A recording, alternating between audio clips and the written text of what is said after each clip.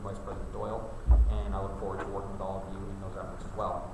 It's been brought to my attention by a number of representatives that we'd like to see some town hall meetings, and so in that spirit, I've worked with Carolyn to look through events that I've got coming up, Travel for SUNY, where I can coincide that with meetings at various campuses, and we've been able to do that a bit. Last week we were in Alexandria Bay. We went to Jefferson Community College, and we traveled to, of course, surrounding schools in the capital region and around the state when we're able to. I visited Oneonta. President Pereira gave me a nice tour of that campus, and we'll continue to do that. We're going to work on getting specifically Representative Wolf to the purchase and hosting a town hall meeting there. So stay tuned for date and time on that. I had the opportunity to travel with Chairman McCall to the Minority and Women-Owned Businesses Expo reception, which was, when was that? Was it a couple weeks ago? Was it there? Well, it was a couple weeks ago in Albany, and we interacted. He was being honored. It was SUNY night, so we were hosting the reception. We had the opportunity to interact with women and minorities who own businesses and are working to both expand their companies and network with other like-minded businesses, and it was a really outstanding, both an outstanding group of people, but great to see so many members of the SUNY family from there. So we did that and got great feedback on that. I met this past week with Commissioner Berger from the University Police.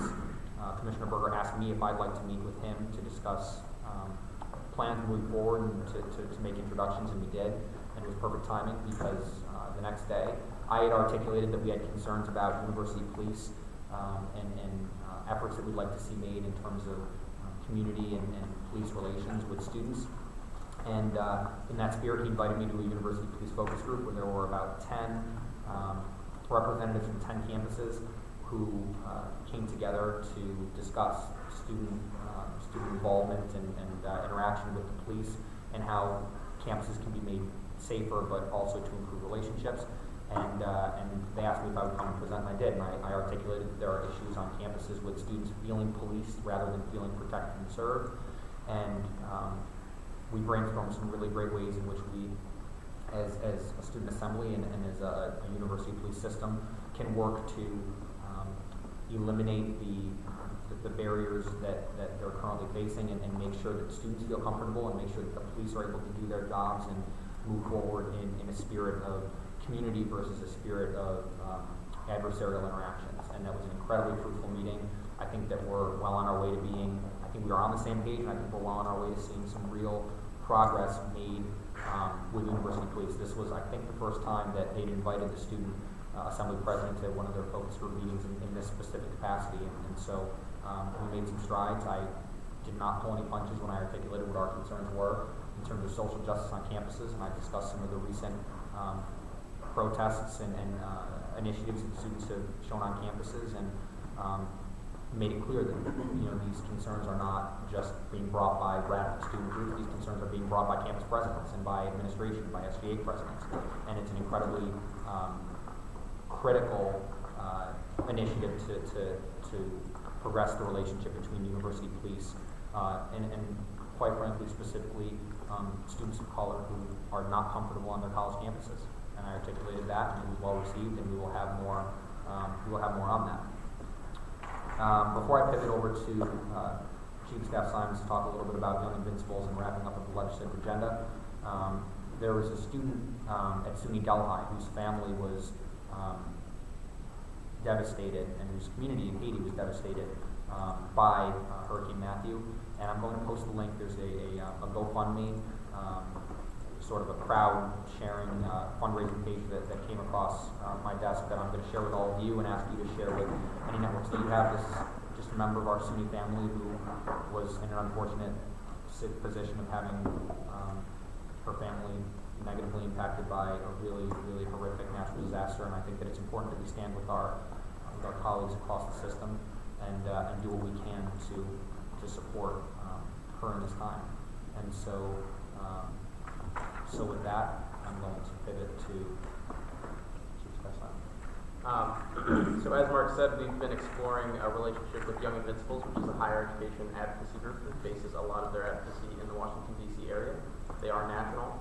and they do obviously have branches in New York State. As Ray was talking about earlier, we have a very expansive legislative agenda this year, and with that come a lot of federal issues, especially in the affordability package. So we'd like to have a very, very large presence in the federal arena this year, and make sure we get a chance maybe once or twice to go down to Washington, D.C. and lobby some key members of Congress, and I think we found a way to do that. So Trustee Littow actually connected us with Aaron Smith, who is actually the co-founder of Young Invincible. So we have a nice plug there, and Mark and I have been involved in conversations with their Washington D.C. organizers. So as we get further into the legislative session, we're going to solidify plans to take a trip. It's no secret that we don't have a bunch of money to do so. So hopefully, joining with a group such as this might be able to help us out there. And then just wrapping up with the legislative agenda. Yeah, it's all gone pretty well, and Ray's gonna speak about it a bit more when it comes up. The authorization agenda is in the Google Drive if anyone wants to take a look. It's nice because we one thing I noticed this year is in past years we've tried to appeal to all sectors and make sure everyone's represented on this. And what's nice about this year's agenda is that there are undercurrents of every sector in almost every issue we have. So just the other day I had someone reach out and say, what are your grad issues for this year? And it was nice for me to be able to say, there are grad student issues in everything we're looking to do. Implementing a mental health package, making sure textbooks are affordable, TAP reform, income caps being changed on that TAP. So it's nice knowing this year, transitioning to a grad student myself, that it's well represented throughout the agenda. And to just cap off my section of the report, of course, answer, I hope you have questions about something. Two things. First, with the help of Carolyn, we once again have updated my spreadsheet of meetings and phone calls and conversations in an effort for the continued transparency and so that you know that this job is not a once-a-month job, but that I'm actively working with our executive board, with many of you each and every day of the week, weekend, and work week to ensure that the organization continues on the right trajectory and that we're getting ourselves out there as much as possible. I encourage you to look at it, ask any questions about it, put me under the strictest sort of scrutiny to ensure that I'm executing, specifically the representatives, that I'm executing my job as your constituents would want me to execute it. I would say that there are a number of balls up in the air at the SUNY system level right now with SUNY Poly, with the chancellor search, with different campus issues, some of which we heard from our representatives, some of which we didn't. But I assure you that my conversations, as I do every month, my conversations and emails and discussions with people go far beyond this list and this spreadsheet. So if there's anything that you think I should have had conversations about that you think I may not have had conversations about, ask me now, send me an email. But at that point, actually, is Rob on here? Yeah, it's ready. Rob, you can give your part of the report if you'd like. Yeah. Robert? Rob?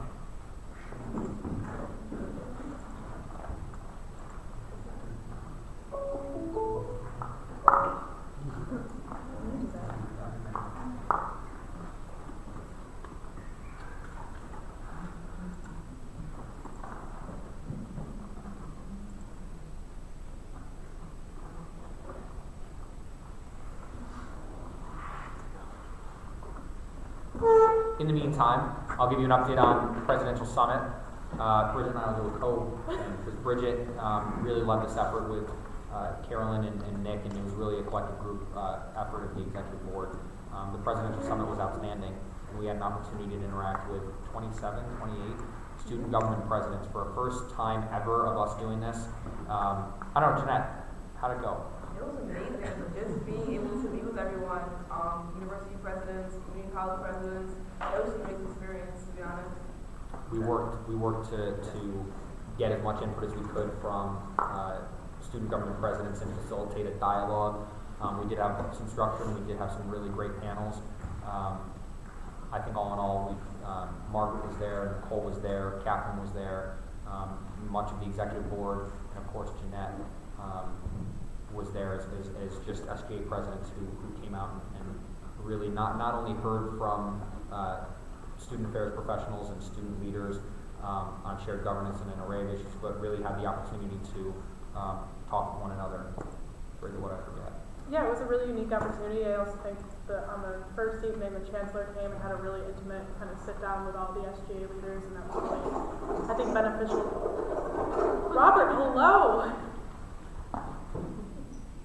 I thought so too. Okay. Second. I thought so too. It was great. We're looking into possibly doing it again in the future, sooner rather than later, I believe. I said we were going to do another one in the next semester, and Bridget almost had I had a heart attack. correlate. Corner. What is that noise? Robert. Rob, are you here? Yes. Give us a sign. Rob, can you hear us? Can you guys hear me? Yes. Yes. I'm going to text him and say we can hear him. Robert. Mark, I can hear you. There's a bit of a delay. It's a little like delayed, but that's okay. This is going to be a great meeting. Rob, just go ahead and start with your meeting in 20 minutes. Okay, I have Mark's text message. Apparently there's a delay, so I'm just so just a few things that I've been doing, community colleges. Someone say something now.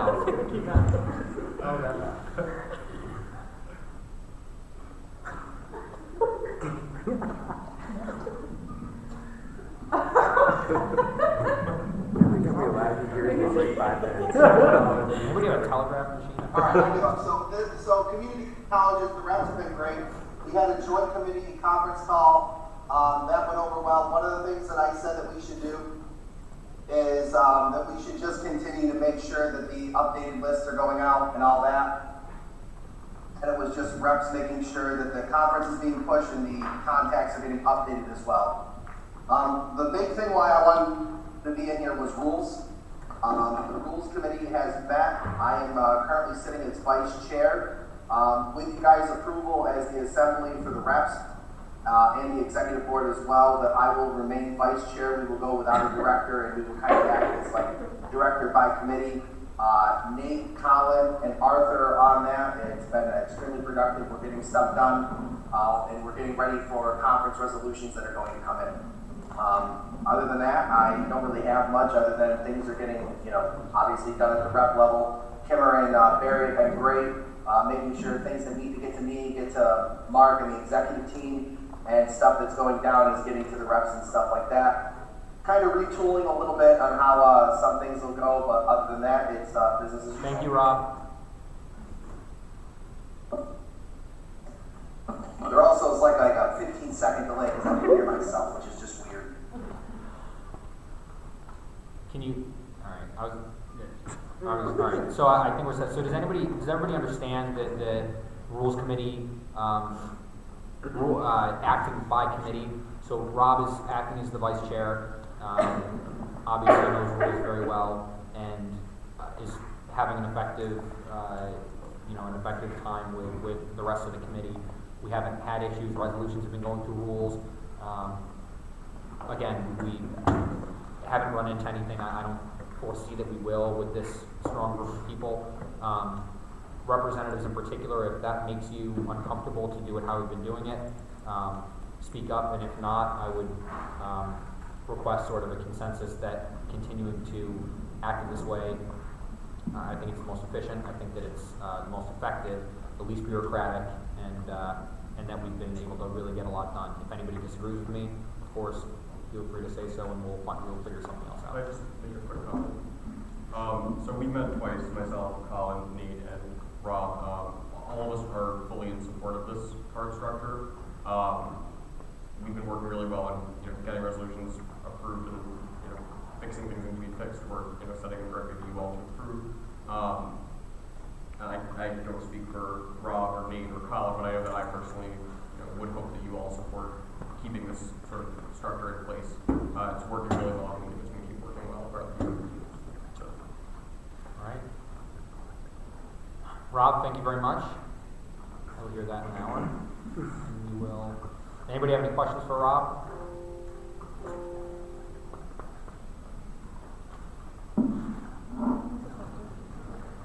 All right. Can we just hang on? All right. Vice President, does anybody, I'm sorry, on that report, it's a collective, does anybody have any questions on anything that I mentioned, on anything that Nick, Rob, Carolyn, anything for our side of the house? Anything at all? Okay. Thank you. All right, so I have a lot of information that involves me asking you all to do things or ask your campuses to volunteer for things. So if you need me to send this information out as a separate document later, I certainly can. So first off, for executive committee meetings, we have approved all of the spring meetings. In terms of cabinet members going to those, after conference, Pat, the executive board, and I will determine if we have enough money for the entire cabinet to come to every single meeting in the spring. If we do, you all most certainly be there. If not, we'll cross that bridge when we get to it. We are looking at doing a possible December meeting. Date, time to be announced. It's probably going to be a teleconference, so the executive board will likely be together, and we will likely conference out to all of you for a post-fall conference debrief, pre-January meeting. It's a long span of time to go without talking to each other, basically. We love each other so much, so why not? Fall conference, it's happening. It's coming up in like 3.5 weeks. Where did the time go? I have no clue. Workshop presenters, for the people in this room who, if you're cabinet, you're supposed to be working towards at least one workshop. Evan, I know I got your email. Cool beans. If you did not fill out the workshop form, if you could get that done by Sunday evening, that'd be awesome. So Darren and I can start putting together who's going to be presenting when with all of your AV needs and all of that. So that really needs to get done by Sunday night. If you're having a problem with that, please talk to me. If any of your campuses were interested in presenting and you're wondering if they got their information in, we can have a dialogue about that as well. So we have a lot going on at conference in terms of the It's On Us pledge. I know Tyler put that little blip on Facebook. Let's continue sharing that on social media between now and conference with the hype up. We are going to do pledge tabling at conference, so everyone will have the opportunity to sign up in person there. I'm looking for volunteers to help run the pledge tabling. I know Campus Safety Committee is going to be big on that, but if you're not running, if you're not presenting a resolution or you're not a voting delegate and you're going to conference as a member of the EC, it'd be very helpful to help volunteer for something like that. On Friday afternoon, Joe Storch will be joining us at our conference to promote the SUNY's Got Your Back initiative. So if you have registered for conference, if your campus is registered for conference, you likely got an email from me asking if you'd like to participate in the SUNY's Got Your Back initiative that we'll be running. We're hoping that every campus will donate at least enough items for one bag for the SUNY's Got Your Back initiative, which I know Evan has talked about before, so I'm not going to go into much detail what it is. Basically, it's collecting comfort items and toiletries for survivors of domestic and interpersonal violence. If we can get over 200 bags collected at this event, then we'll likely put SUNY's Got Your Back over the 10,000 bag number, which would be really great for us and really appropriate that the student leaders were the ones to put us over that number for the initiative. So please, reps, remind your campuses, if they haven't talked to me about it, I'm taking down numbers of how many campuses are bringing items for how many bags so that Joe can bring the appropriate number of bags to fall conference. So if you can spread the word on that, that'd be very helpful. The One Love Foundation will be doing their escalation workshop on Friday evening for our non-voting delegates at conference as well. If you're unfamiliar with the One Love Foundation, I encourage you to Google it. They're really great. They've been working with SUNY Cortland prominently. Their escalation workshop is basically a workshop about domestic violence. It's a 90-minute workshop that is very hands-on. It involves a lot of conversations in small groups, talking about what we can do as a call to action to make sure that no one has to go through the domestic violence situation ever again. They need a lot of volunteer facilitators to help with this workshop since you do break up into small groups for discussion. They have one person facilitate small group discussion throughout. I know Darren is going to help me figure out what volunteers can facilitate since all the facilitators can't come from One Love, they can't afford it, and they're doing the workshop for us for free, so we're looking for student facilitators. You can get trained to be a facilitator online before conference, so if anyone in this room is interested in being a facilitator, please email me and copy Darren, that would be great. I'll take your name down, I'll send it to Jacqueline, who's from One Love and is working with me on this. We can make you or any of your constituency a facilitator to help out this workshop, which would probably be a really great opportunity for any of you and members of your constituency, so please spread the word on that. The hotel deadline is October 19th, and I believe we're past early bird registration. Okay. So please, this week, the reps be pushing it out to your campuses that they have till October 19th to get hotel rooms at the Hilton so that they have the opportunity to stay in the building with us at conference. Moving on to the It's On Us campaign.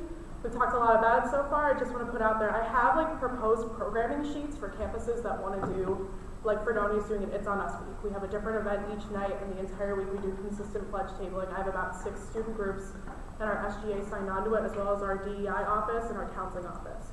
That's a pretty big project, but if your campus, like Jamestown did like 2 different It's On Us pledge drives, very like low volunteer effort, you just kind of have to stand at a table for a few hours, explain to people what the pledge is. You can even do like pictures with the It's On Us sign saying like, oh, it's on us to stop sexual violence, I took the pledge, you should too. It's very easy to do, so it can be something very easy like that, or as complicated as like an entire week of It's On Us projects. If you're interested in sending that information to your campuses, please let me know. I can send you the programming, because really the best way to get pledges for this is to do events like that and have campuses intimately involved and have their SGAs very signed on to this. So it'd be really helpful to get that information put out as well. In the same realm as that, as Mark set up so nicely, I am speaking in a panel at SUNYCon. The title of the panel is "We Can No Longer Deny That Campus Rape is a Problem," which was the title of a Huffington Post article that went viral like a year or 2 ago. Tyler Kincaid from BuzzFeed News is moderating. Myself, Joe Storch, Jessica Luther, who's a prominent author on this topic, especially as it pertains to athletics, as well as Donna Young, who's a law professor at Albany Law, I believe, or you all, it's Albany Law, I think. I'm looking at you like you'll know. So I'll be on that panel, which if any of you are SUNYCon fellows, plug my own panel, you should go. But I'll also definitely bring back any information we come up with at that panel as it pertains to our own initiatives here for you all. And lastly, committee membership. I know in my committees I oversee sustainability, DEI, campus safety, and military affairs. Other than DEI, because they have a massive following of like 35 people involved in the committee list right now, it's really long. The other 3 committees have had like a lot of problems with attendance. Please, if you're a voting member of the committees, please take it upon yourselves to really participate in those committees. I know in here, most of us do, but we really need the participation from outside the executive committee as well. So if your constituency sit on any of our committees, please encourage them to be very active participants so that we can get their feedback. It's really important to our work. I think we all know that very well. I'll take questions. I don't have any. Question for Vice President Doyle. So just to reiterate, the workshops are due this Sunday? They were due yesterday, but if you're having issues with filling them out or anything like that, I really need them by Monday at the latest, but we can have a conversation about it. I'm happy to talk to anyone about it if they're having problems, but that information needs to be finalized this week. Anybody else have questions for Vice President? When's the deadline for fall conference? I know you said the hotel registration was the 19th, right? Is that for the whole conference as well, or just the hotel? No, we don't have open registration until conference happens. I don't think we set a deadline for registration again. Okay, cool. You can show up the day of conference and Be there, we're right. gonna have placards for every campus, all the Keene campuses who historically aren't there. But that being said, make sure your campuses know that they're totally responsible for, hotel and depending on the food situation, they might be responsible for food. So We have a discounted group rate at the Hilton. But that's frowned upon. what we do it. I figured as much. My point is, if a student government president comes, they literally have a right to be there. So we're not going to say, I'm sorry, you can't, you're not able to register. But at the same time, we also can't make the hotel give us a hotel room. We can't make the caterer give us, so. And they might have rooms available at a rolling kind of, I was about to say rolling admission, possibly. They definitely could, but there's no guarantees past October 19th. So please just I think this week's probably a really big push for So everyone conference needs to be registration. checked, Everyone needs to be in by the And if you are wondering if your campuses are registered or not, just shoot me an email and I can let you know. I have a question. Can you elaborate on the students got your bag? Just like a surprise list for the items that you would like us to bring to the conference? Sure, I have a list of items. If you want to shoot me an email, I have it in a PDF form. I can just send you that goes to all of you as well. It's like basic toiletries as well as like t-shirts, socks, things like that, that if they are leaving an unsafe situation, they're probably not bringing any of that with them. And this all goes directly to local shelters, like back in Fredonia, it goes to the Anu Center, which is a shelter 40 minutes from campus. All of our bags collected at Fredonia go directly there. We know where they're going, we know what survivors they help. And it's not, if you can get t-shirts from your local bookstore, that's always nice too, that, says SUNY's literally got your back. We are wearing your t-shirt. Representative Sparks. I know we were wondering if for the backpacks, are we able to leave like an empowering note or something like that Yeah, inside of it? Absolutely, yeah. And then you'll fill out a postcard too when you fill the bag at Yeah. conference that you can fill out with your names and things like that too. Absolutely. All right. Thank you very much, Vice President Doyle. Treasurer, CFO, Darrow. All right, so, first thing on my report is, we still haven't been notified what our 2016-17 budget is. I've said this so many times to you guys now, and that it's going to be next month, that I'm sure it comes as a shock to no one. So that's just the position we're in, so we're still operating under the assumption that we have the same budget as last year. And I expect that we will know exactly how much money we have for this fiscal year from SUNY at some point in the next month, but your guess is as good as mine at this point, honestly. So I've continued to track and improve our expenses. I was involved in collecting registration fees for the presidential summit and sending invoices to schools that needed them for their records and things like that. Continuously been working with Bridget on financials for the fall conference. I do the carpools, all the general stuff that I've reported on in the past. I've continued to do over the course of the last month.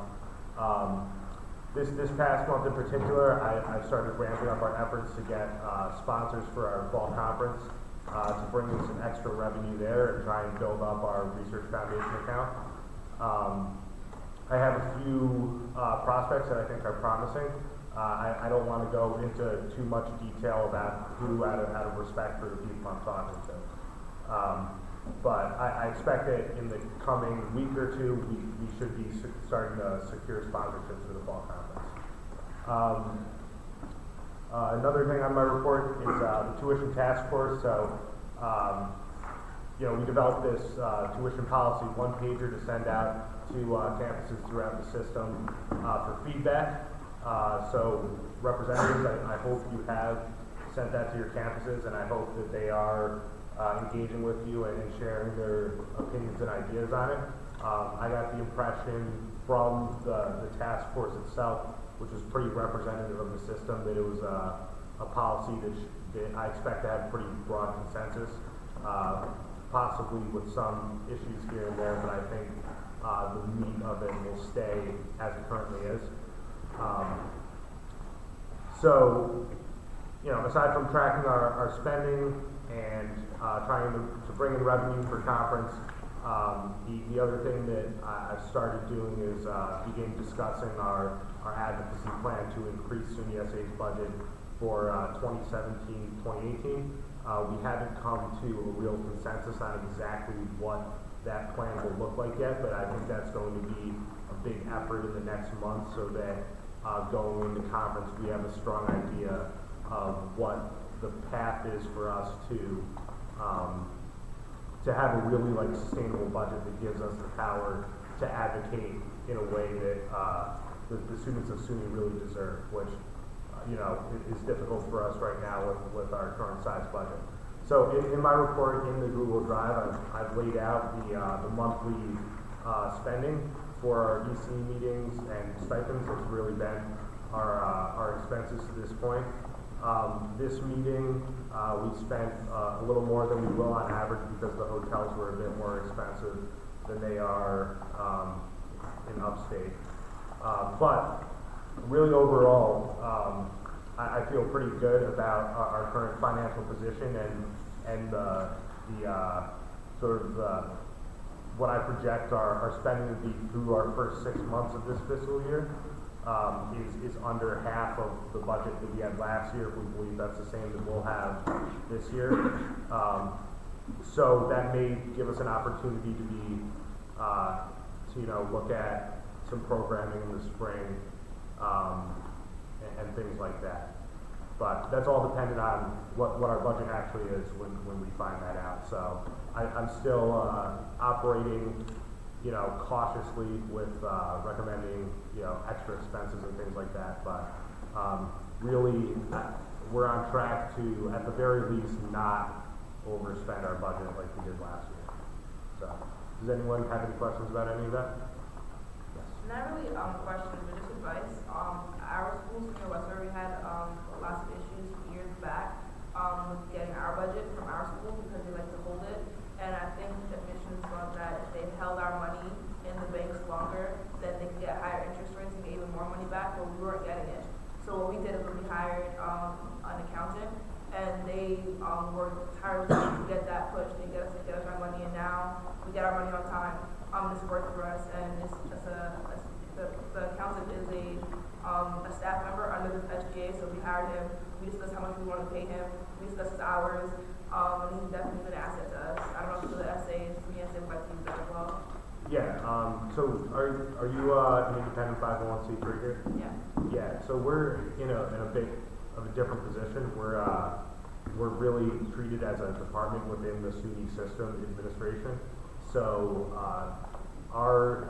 the reason we're having delays is more because of slow bureaucracy than it is something like that. But that is interesting, and I mean it's something where if it came to a point where we're getting into January and we don't know what we have, then I guess we would look at ways to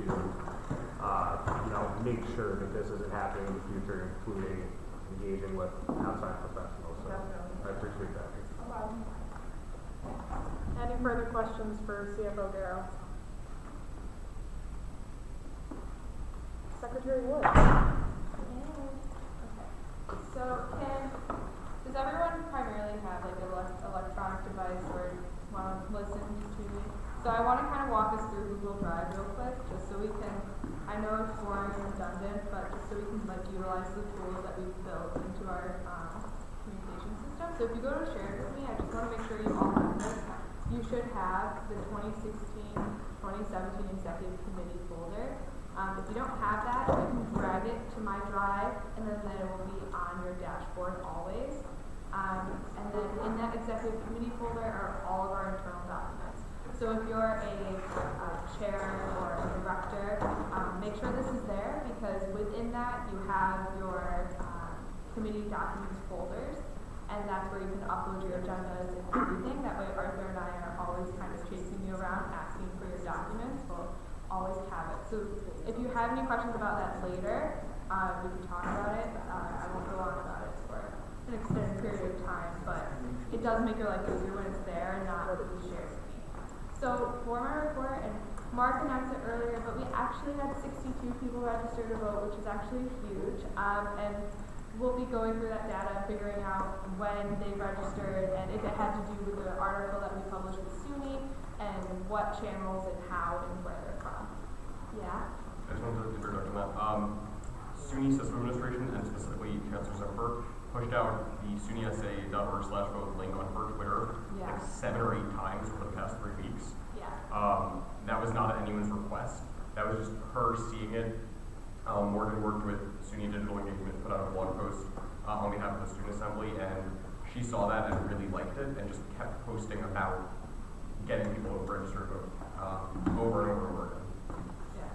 So that's pretty neat. And then with resolution follow-up, we sent out a total of 130 emails, which is really great. We got around 30 responses, and none of them are really super substantive, but it was like, thank you for sending this out. And so it's nice to kind of get that feedback and just like, thank you, we know it's going there. We had one bounce back, and Arthur is going to look into that. And then, website and archive maintenance as usual, and then furthering our connection to It's On Us. Bridget and I are always doing that. Helping to map out the goals of the communications team. So this week was super, I think, like an awesome week for communications. We've definitely mapped everything out for at least the next 4 weeks of what we want to do. We've set goals, and we'll be talking later tonight. And if there's anything you want to talk about, let us know. Brand reinforcement as always, and then rock the boat like I just brought up. And then you can see our tentative outline for what we're looking to do for communications. And like Mark said earlier, having 10,000 followers by the end of this year isn't super easy, and it's a huge goal, and we're going to meet it, obviously, but we can't do it with just not doing anything. And so when we are looking at this outline, it's super important. We're going to be asking a lot of all of you to be inviting your friends and family to like our page, to follow us on Twitter, to do these things, because the best way to grow this grassroots initiative, like Bridget brought up earlier, is through your own voices. And so if you're telling your family, it's really important to me that you know what I'm doing, that's a lot easier than a organization inviting people to like their page. Making that one-to-one connection is so much more effective than our comms team sitting in a room and trying to do it on our own. So we're going to be leaning on you a lot to do that. So yeah, that's kind of everything on one page, but there's always a lot going on, and Jason has been doing a lot with the website and coding, and of course compiling the reports, which please just turn them in. It's super important that we do that. It really emphasizes our transparency, and people love seeing them at conference, and it's how we hold ourselves accountable, and it's super important. So I really appreciate the consistent reporting. It's really great. Does anyone have any questions for me? No? All right, we're done. All right, thank you, Secretary Wood. At this time, we're going to hear from our Senior Advisor for Board Policy, Nick Butler. As you all know, there's a number of initiatives that the Student Assembly is working on.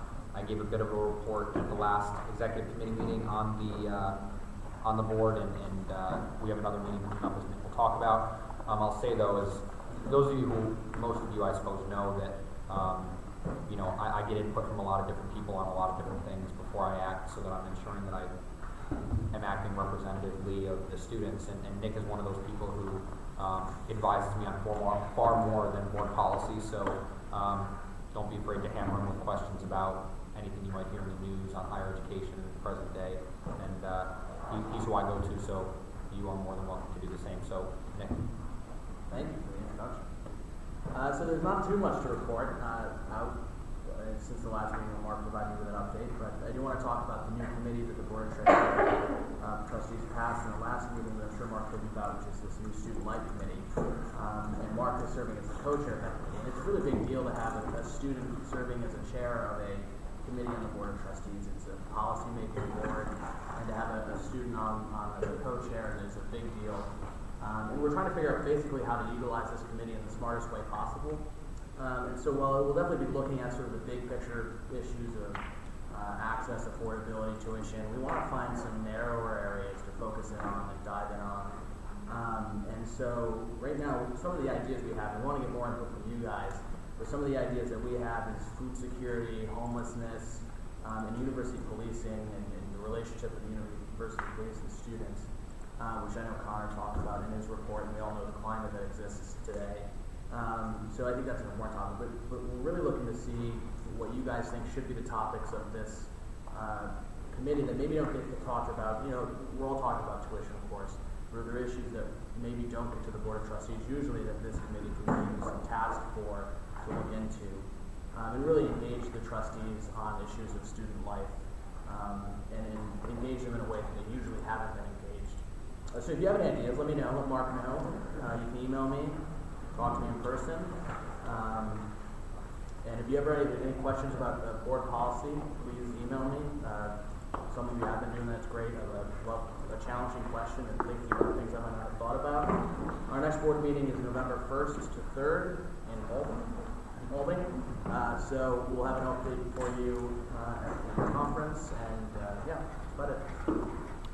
Thank you very much. Does anybody have any questions for Nick on board policy or etc.? All right, and again, do feel free to email him. And when we send out the debrief from this meeting, we're going to look for input from all of you, and then from the representatives from your SGA presidents on other topics specifically that we might want to bring up during the meeting, and also brainstorming whom among us would be best to come and testify before the board to offer their input, again on behalf of some of these issues. Before going any further, I'd like to did Ashley step out? Ashley's right here. Ashley is an honorary lifetime member of the Student Assembly. She was secretary of the Student Assembly. She was director of academic affairs. She was a senior director. She's really been involved for quite a while, and serves as an advisor to me, to the executive board, and continues to be great. So we welcome Ashley with open arms to this meeting. You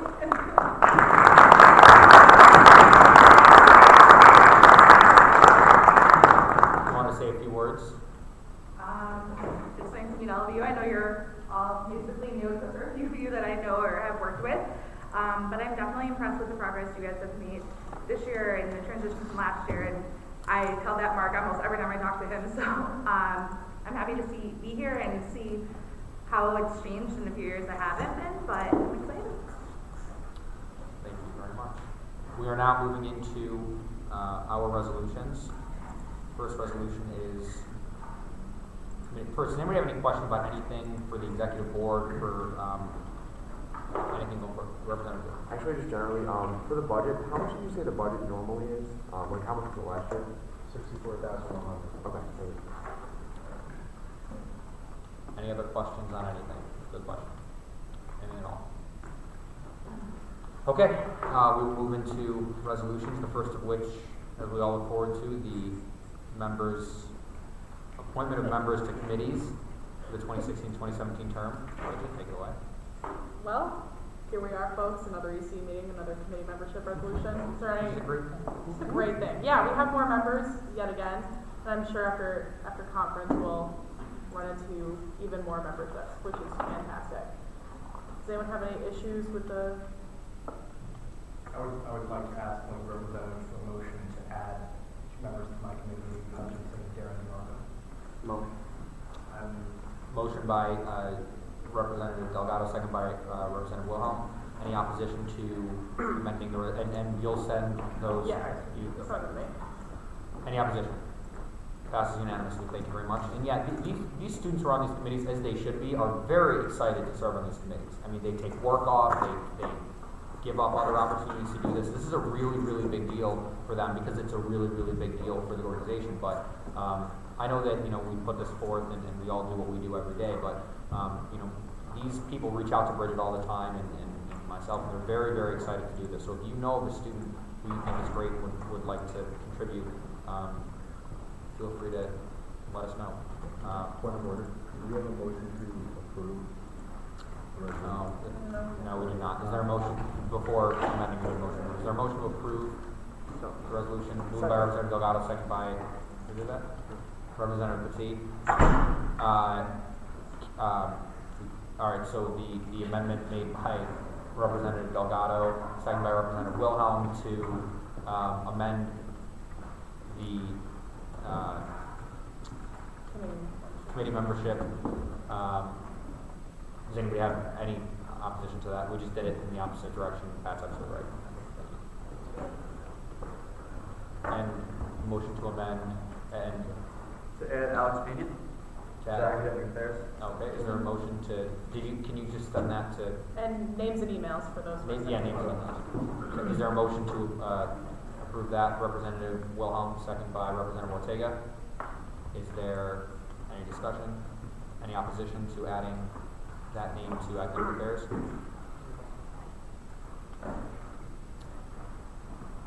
Hearing none, it's approved. Are there any other corrections, amendments to the resolution? All right, hearing none, is there any opposition to the resolution as it stands? Seeing none, that passes unanimously. Thank you very much, and thank you, Bridget, for your continuous efforts there.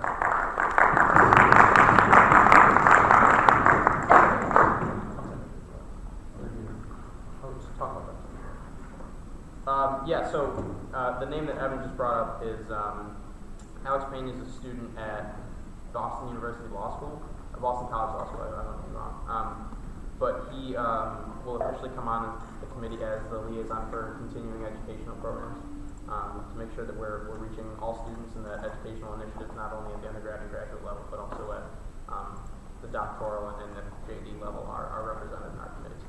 He's an exciting addition. He was the vice president at the University of Albany's Student Association and did really great things there as well.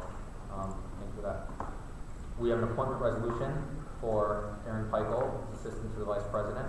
The way this works is Bridget will say a few words. You will say a few words. You will lead. We will talk about it. Yes. Yes, that's how we've done it. You're right. You'll say a few words, then you'll leave. Then Bridget will say more words. then we will say words collectively, and then we shall vote. Well, that's when That wasn't confusing in the slightest. Oh, no, right now. We're making you very nervous, which is just wrong. Alright, so I'm Darren, I've met the majority of you, just a little intro about myself, I'm a junior sitting on the ANTA, it's my first semester that I just recently graduated from Onondaga Community College. And then I'm just a senator for the student association currently, I'm also a member of the men's tennis team. I found out about this position last month, I believe.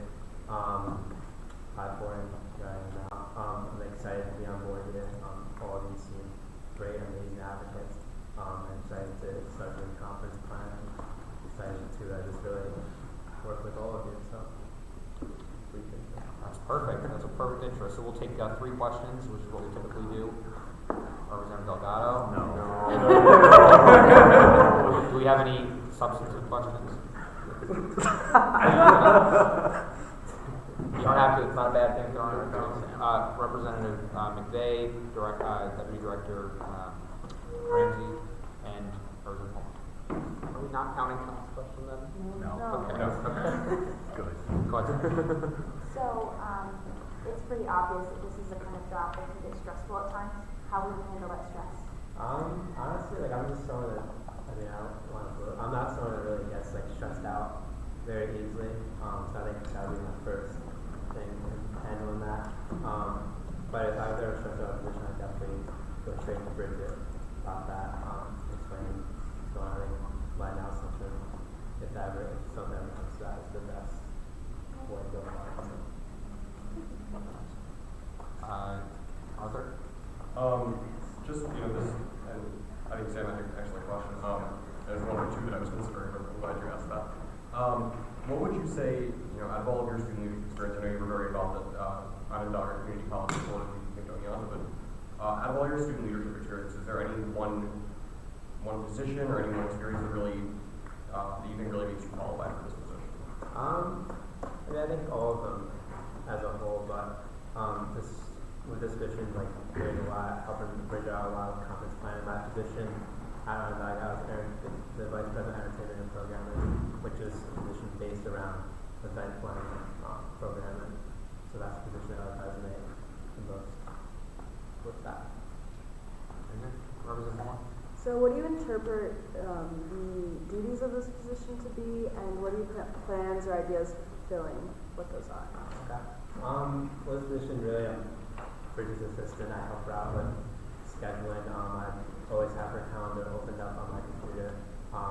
Helping out with the planning, these meetings, the committee, the conferences, other initiatives like It's On Us. I'm helping out a lot with the Love Foundation. I'm actually getting trained to be a facilitator on Tuesday. I'm excited about that. So just basically doing that. So.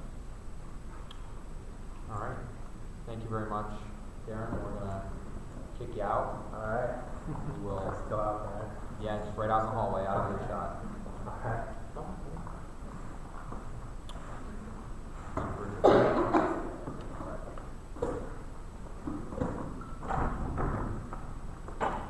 Alright, so for those of you that don't know, we did approve an assistant for me back at transitional, so this wasn't a new position. It's one that in theory has been around for a while. Unfortunately, the person who is in that role. Oh. What? Executive session, right? After. Ah, yeah. Is that after that? Okay, I'm sorry. Okay, that's okay. I'm not going to say anything No. wild. I also forgot, my bad. The person who is in that position unfortunately resigned, and for the last 2 months or so I've been kind of going it alone.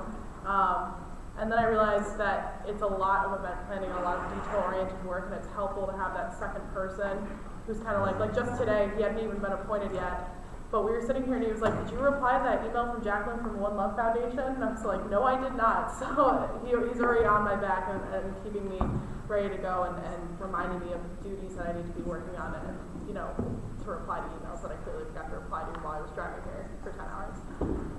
Jaron was clearly the most qualified person out of everyone who applied, as I think he sold himself a little bit short in his discussion right there, but he had a lot of great experience from Onondaga with event planning that appealed to me a lot, especially with the duties of my position. He is extremely detail oriented. He remembers everything. He has a brilliant memory. And I spoke to Nicole as a reference, and also Josh Berry, because Darren has been sitting on our DEI committee and our community college committee since June or August in the summer, yeah. And they both had nothing but brilliant things to say about him. So I would look very, very favorably upon this appointment. All right. I'll entertain a motion to enter executive session for the purpose of discussing minority personnel. Motion. Motion by Representative Ferris, second by Representative Sparks. Any opposition? Actually, yeah. Are we off the live stream thing? What? Yep. Hand them back to me. Yes is indication of confirming the appointment. No is indication of not, and abstain is abstain.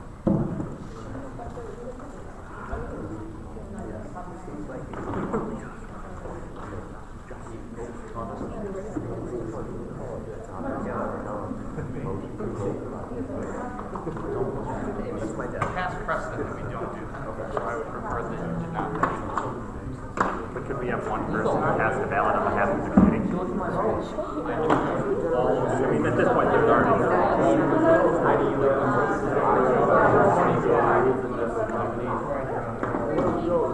Okay, count how many votes should have.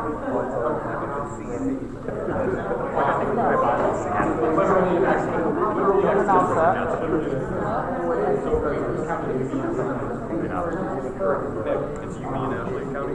Yeah. Okay. Yeah. Try.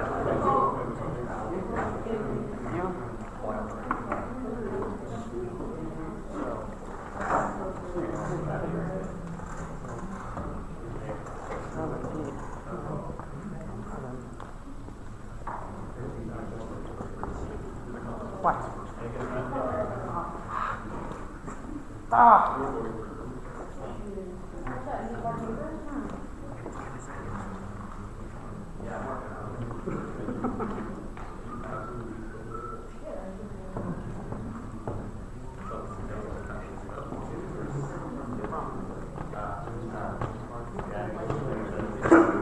Mark, you can invite Darren in, or do you want me to? Yeah, you can invite me.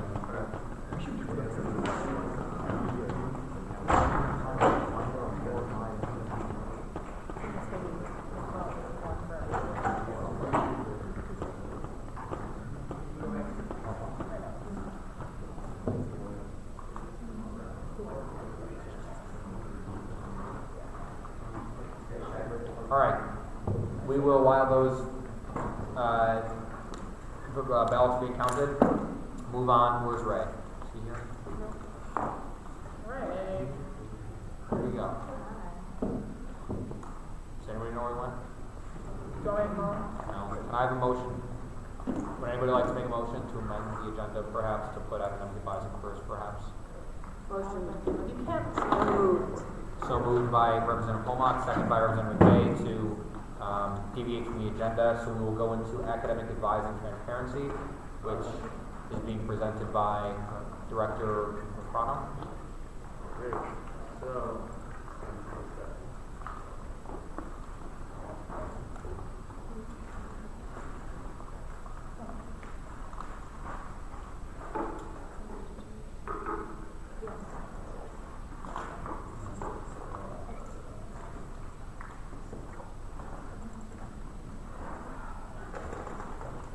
okay, so a lot of you know that I've been talking about this resolution probably since. I'll remember everybody to speak up for the microphone.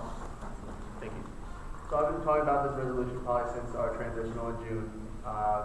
Academic advising has been a hot topic within my committee, and as a transitional, I had a breakout session with Pat. Academic advising is really doing a great job. There's a lot of ways that it can be improved, and we found that after meeting with a lot of provosts at schools have a problem with enrollment, retention, and graduation rate, and a way to fix that through the academic advising and by providing more materials like a syllabus, additional material list and cost of additional materials and professor reviews. Those are all incorporated into the resolution. So that's really at the crux of the center of the entire resolution, just providing more information for students during the academic advising period for their course registration. I think this is a great resolution, but obviously there's a lot of bias in that statement. But I just hope that we pass it so we can give more information for the students that need to be able to decide which classes to take for each semester and graduate on time. Thank you. Is there a motion? Motion to approve the resolution by Representative Teague. Second? Second. By Representative Wilhelm. Any discussion? Comments? Questions? Input? Okay. Any opposition to passing this resolution as presented by Director Fronto and the Academic Affairs Committee? Seeing none, it passes unanimously. Thank you very much.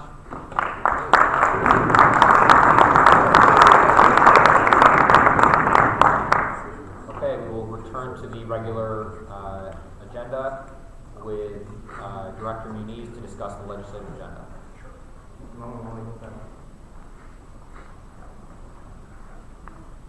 16, 17, 46.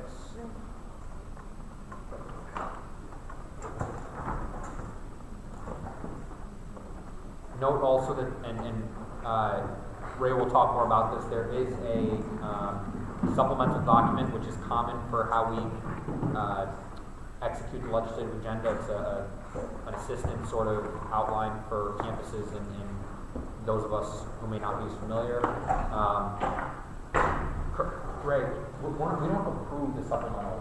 No, the supplemental document does not change the nature of the item. It's simply an explanatory document. It would be, what would happen is if we put all of the language in the resolution itself, we would wind up at a conference that would go for like 10 days because people would feel the need to wordsmith facts and figures and data, and we just don't need that. So it's very basic, very to the point, but very clearly identifies what it is that you're approving.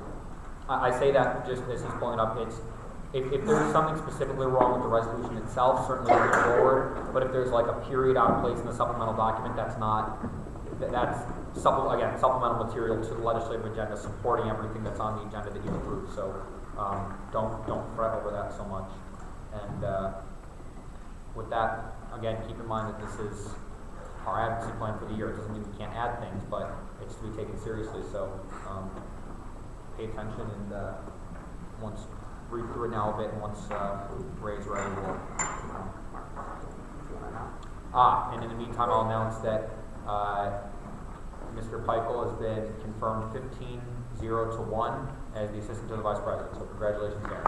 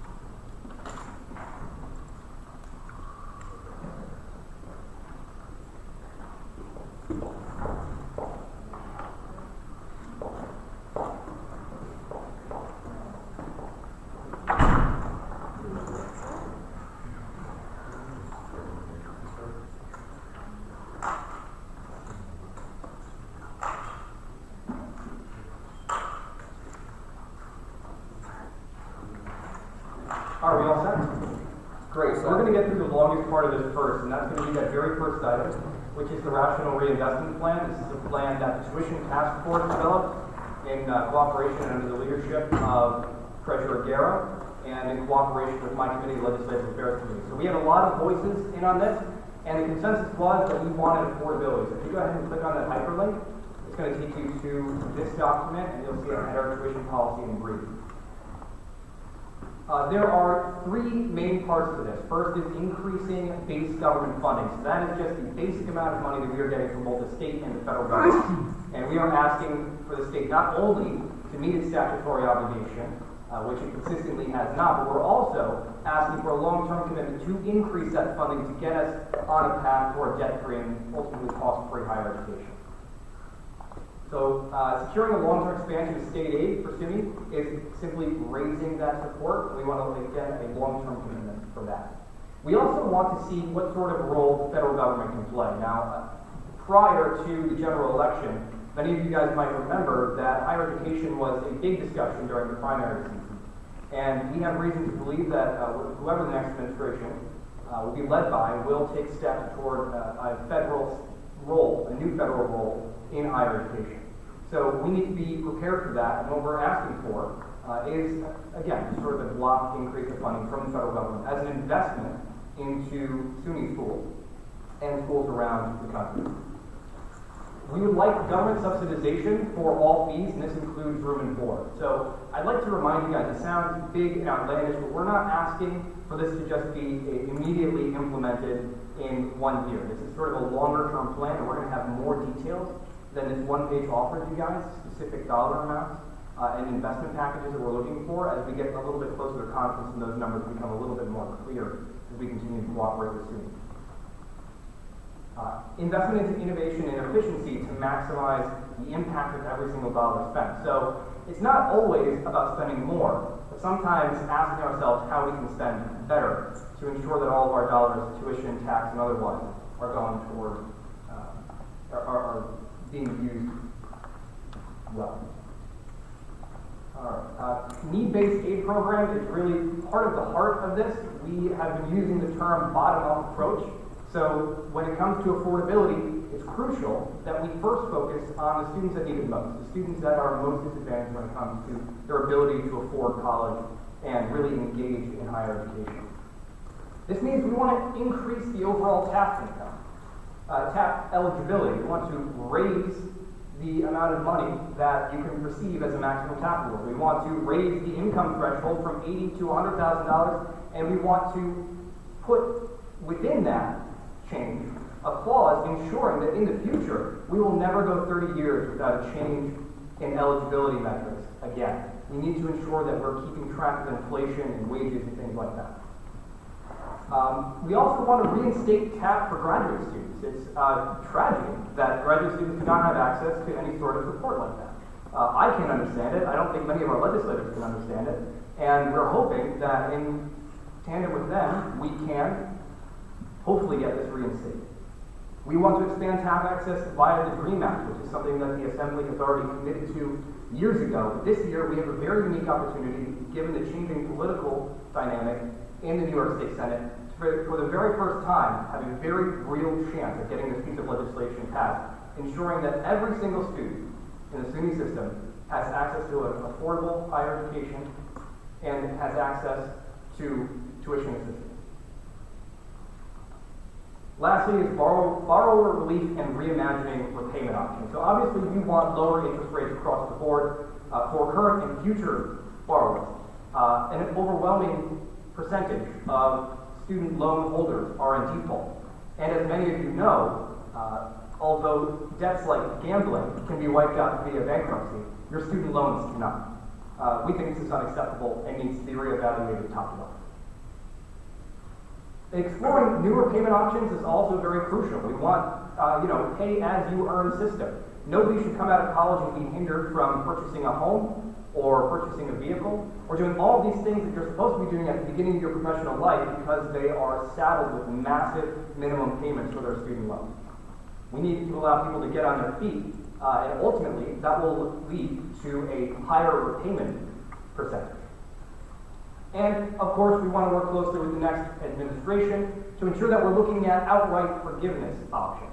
What can you do in terms of serving your community, your state, your country, that can maybe earn you a deferment on some or all of your loans? So we're very much looking forward to sort of exploring what that might look like. That is the tuition policy in brief, and that's the first item on the legislative agenda. Let's just have a discussion on this real quick. Any questions, comments, concerns? I have a concern from one of my campuses. Sure. One of the questions was basically, how realistic is this tuition policy? And basically, should we demand budget cuts to be put on a freeze? As in, they can give us more money, but will they just raise the prices and give fewer dollars? Can you repeat the second part of that? Shouldn't we demand budget cuts to be put on freeze? Should we demand budget cuts be put on freeze? We should absolutely not sacrifice the integrity of our academic quality for the sake of affordability. That would be my reply to that. It's unacceptable for our degrees to be worth less so that our tuition is a little bit less. Instead, we should ask the state and the federal government to actually do their fair share, to actually step up to the plate and pay for what they're supposed to. I sympathize with the idea that this seems like a very ambitious agenda, and it is. I'll be very, very frank with all of you. I don't have any illusions that we're going to go into the legislature and we're going to sit down with them and next year all of this will be implemented. But a few years ago, we passed a resolution that everybody said was unrealistic, and that resolution was called Ban the Box. And this past year, Ban the Box was implemented by the SUNY Board of Trustees. So, at first glance, when we're close up to these things, we do get the sense that they can be a little bit out of reach. But consistently keeping this as part of our platform for years and maintaining that a policy of affordability is integral to our student experience, to academic quality, will ultimately lead to concessions from both SUNY and the state and the federal government.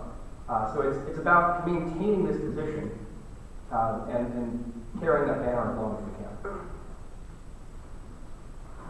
Any other questions, comments, or concerns? Representative Ortega. Yeah, one of my campuses was just really heavy on the graduate tuition. It didn't have the tuition freeze, but that was only really for undergraduate and state students. Graduate school continues to increase, and as you stated, there is no tax and there is very little help for graduate students. So one of my campuses was really concerned about that part. Absolutely. Anybody that thinks that there was a tuition freeze this year was wrong. There wasn't.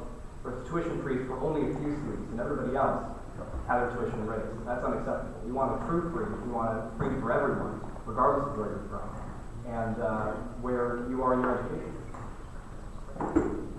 So graduate TAP is a major part of the affordability aspect, for sure.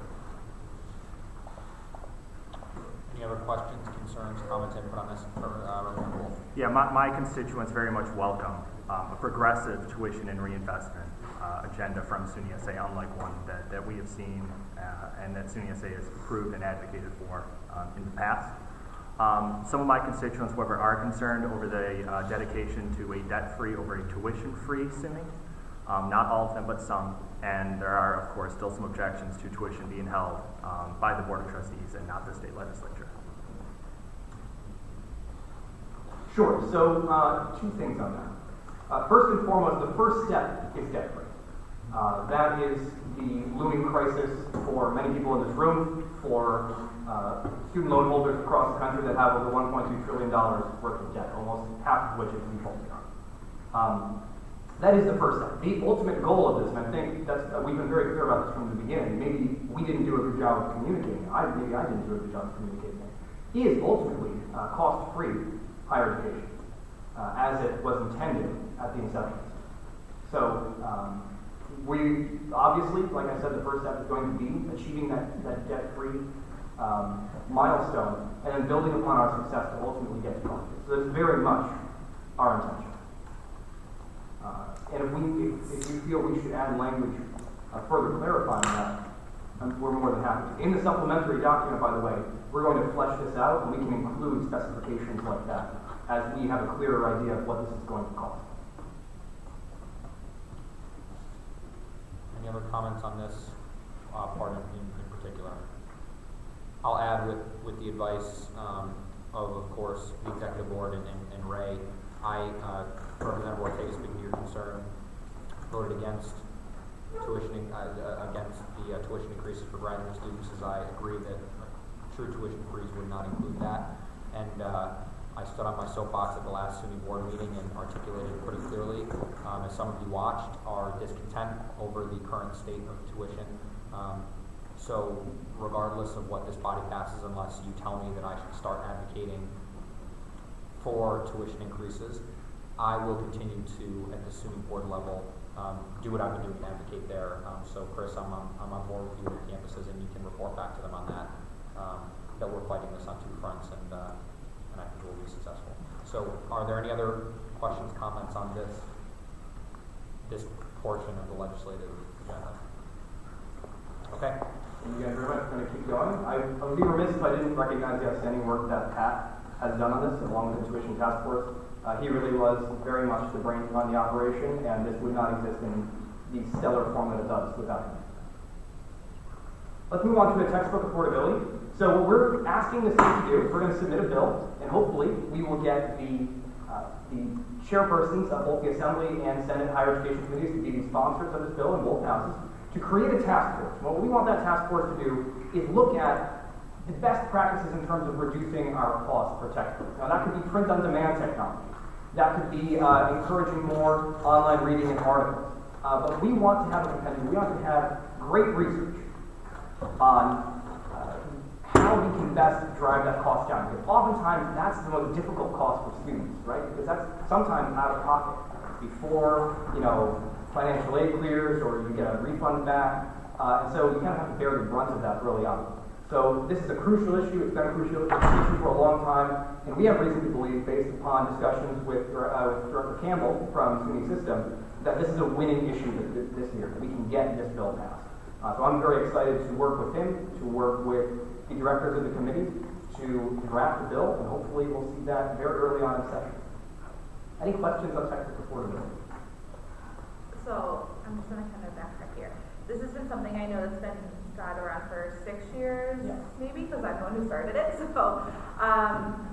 what about professors who are making their own? What would be something along the lines of, would they be able to put it online? Or is there anything within that? Because I know a lot of professors either create their own textbook or they just find something online. So then that's the first part. And the second part is, I know that, again, I don't know where you guys are standing right now, making textbooks universal. So if you're taking Biology 101 at Fredonia, you're going to be having the same textbook if you're at Oneonta. I know it's professor's choice, and I understand it's like whatever, but has that been something that's been discussed? Yeah, so part of this is getting a commitment from faculty. And that's really the uphill battle for us internally, is getting faculty to commit to an affordable option. I had a professor, I love him to death for this, he wrote his own textbook and charged us $11 for it, which was $2 more than printing. That's a commitment to affordability for students, and I would love to see that more. Now, OER, and Arthur can probably talk a little bit more about this, has been having these discussions about how to get buy-in from faculty, but also the thought behind this is that we've been talking about this for so long that it's very possible we have a very narrow view. It's very possible that we have tunnel vision, and the idea behind creating a coalition within this task force from SUNY, CUNY, from privates and public, people that work in the education department, is that hopefully we can get a little bit of a broader view, have more of a diversity of opinion, and hopefully come out on the other end with more diverse solutions to this on a campus-by-campus basis. Can I ask one more question? Absolutely. So also going off of that, I know there's a lot of campuses, well, a few campuses that have bookstore agreements together. I'll use, for example, Fredonia and Plattsburgh, they have the same contracts and they split it down the middle. And is that something that, with the coalition, you can look at the differences, what campuses share a bookstore, what ones use maybe Barnes & Noble, what ones have their own. It's just a suggestion, maybe even starting at those small campuses first and then building from there. Yeah, absolutely. So I'm hesitant to just say what the research topics would be for such a task force, but I imagine something like that would definitely, these are going to be better minds than my own for sure. So I'm sure they'll have a very broad sort of purview of what we need to take a look at. Any other questions on textbook affordability? There was kind of a push by one of my schools to include something specifically about open educational resources, and I know that might be something that's included kind of indirectly through that statement. Sure. But is that something that could be considered? That's something that could very explicitly be stated and described in the supplementary document. In the supplementary? Yeah. So I don't think anybody has any objection to including that at all. Okay. Arthur, do you want to weigh in? Yeah, I just wanted to give a quick comment on what you said and what the Secretary Emeritus said. So the Student Assembly in our spring conference passed an open educational resources support resolution. And I've been serving since about a week after that conference as the rep of SUNY SA on the Open Student Textbook Advisory Council.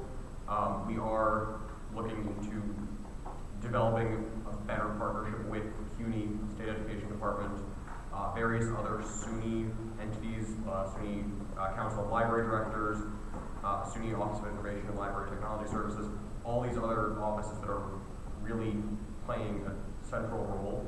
We're trying to bring them in, like bring them to the table, have meaningful discussions with them, so that we're all on the same page.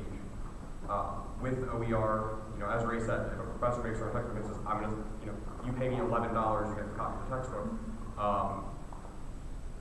that's really one of the main goals of OER is low cost buy-in, so it's inexpensive for students and inexpensive for faculty, and in some cases it's free for students and inexpensive for faculty, based on the campus's buy-in level. And those are all, there's a whole barrage of numbers I could just talk about, but those are still all being sorted out. But it is definitely something where, if Ray wanted to include in the supplementary document a statement about OER, that is something that the full assembly did endorse back in April at our spring conference in Saratoga. Great. Anything else on textbook affordability? Continued support for child care centers is extraordinarily important. Many of our campuses have child care centers on campus, and these are services for the community, for students, for faculty and staff. They have consistently been underfunded. Unfortunately, this is very often used as sort of a political trading tool. So the overall budget will be cut, and the government doesn't actually want it cut, but the state, the legislature, then has to negotiate just to reinstate back to that original sum. So the reason that this has been such a consistent issue is because we've had a lot of success in years past. We have seen 2 successive years of increases to overall aid, and we're hoping for a third year for that. Any questions on that? It's pretty straightforward. One of the things that I was struck with in the survey that we sent out was the massive priority on mental health on campus. This was a big blind spot for our committee. And so we really reevaluated about halfway through this process, and we said, what can we be doing to really pay attention to this issue? It's clearly a priority for so many of our campuses. And so often what we were hearing was that our counseling centers, our resource centers, just do not have the funds that they need to operate. They do not have the funds to reach the amount of students that they need, to publicize themselves well enough, to hire enough staff to meet the growing need for mental health assistance and resources on campuses. And so we are asking for a multi-year fiscal commitment, not a one-time thing, not here's some cash, now please be quiet, but a long-term commitment that both gives us the funds that we need to operate in the future and says, yes, this is a legitimate issue, and we as a state recognize that and commit to helping you solve it. Any questions? Moving right along. We are also looking to mandate action on food security. Another thing that we've been discussing, and we discussed this at the President's Summit, we've discussed this among ourselves in committee, is that food security can be a very difficult problem. And our first thought is that that comes from a socioeconomic inability to find food. And that is certainly a major part of the equation. But we also have to take a look at things like geographic inability. Sometimes our student campuses are pretty remote, and they're in food deserts where great quality food is not highly accessible. We also have to take a look at religious preferences and allergy-related lifestyle choices.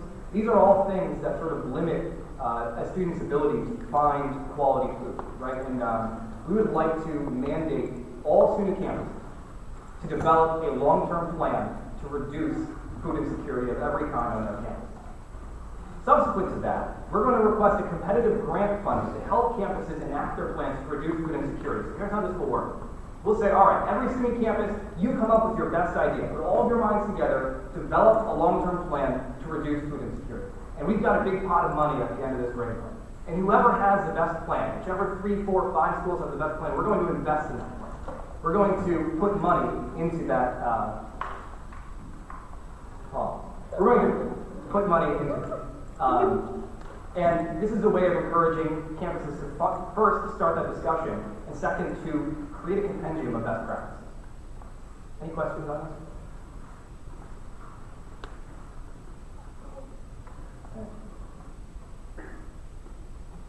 As a very important DEI issue, increased commitment to So one thing that was brought up by my campus is in response to this, in addition to this, actually, I told you guys about what happened in the school with the off-campus housing issues, and they were wondering if there could be something to address student homelessness as kind of a subsect to addressing, the food insecurity, which is, you mentioned some different types of food insecurity, but mainly one of them is the fact that based on, socioeconomic status and things like that, and ability to get food. So that was brought up as maybe something that could go along with that.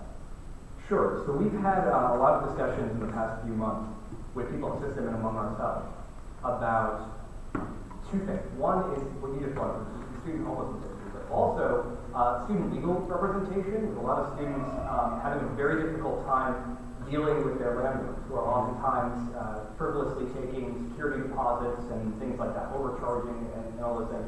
And students often feel like they don't necessarily have a place to turn. Ultimately, I think what we concluded was that this would be something that would be a little bit more campus relations focused, because it's going to be a very campus by campus, distinct to geography sort of solution. Obviously, you're more than welcome to amend the agenda to add something like that. I would caution by saying that that's such a broad issue that I wonder if we could accurately sort of devise one sort of global solution within a legislative capacity, if that makes any sense. Chris? So, I know that certain schools use certain companies that, give them these foods. For example, at Albany, I believe it's NASDAQ, if I'm not mistaken. These companies have been known to cause issues with food security in the past. So would it be advised, would it be a good idea to, when these types of things happen, to advise these schools to not rehire them again? For example, in Albany, we had that case back in the early 2000s where this same company that we are using now, the students suffered from E. coli poisoning. And then they dropped that company for a good 6 years, if I'm not mistaken, and then waited till everybody forgot about it, and now we have them again. So I think that's a problem. Yeah, and I completely agree. And I think if we're looking at a world that is post-mandating for this, that's a discussion we as an assembly can have and sort of enter that dialogue after initiating it, for sure. Alex, did you want to follow up? Did you have anything? I don't want to make you feel it. I think your point is valid with the difference in different campuses have different concerns and things like that. But I think that could be said about the food insecurity as well. Sure. So I don't know that there's any disparity in between the difficulty of addressing that situation of statewide or nationwide, I guess. Any more than the housing issue is. Sure. So here's what I think is the best bet for us. I think moving forward from here over the course of the next week or two, you and myself, representatives from your campuses, we can discuss this and we can talk about what a agenda item would look like for that. And then once we have an answer to that, we can bring that to Congress. Okay. Does that work? Yeah. Okay, great. Questions, comments, concerns? Excellent, thank you very much. Increased commitment to college preparedness programs is a very important DEI issue. We want the state to put more money into ensuring that folks from economically depressed areas, particularly in suburban centers, are receiving the sort of mentorship and education that they need to succeed in college. That's very straightforward as well, so are there any questions on that?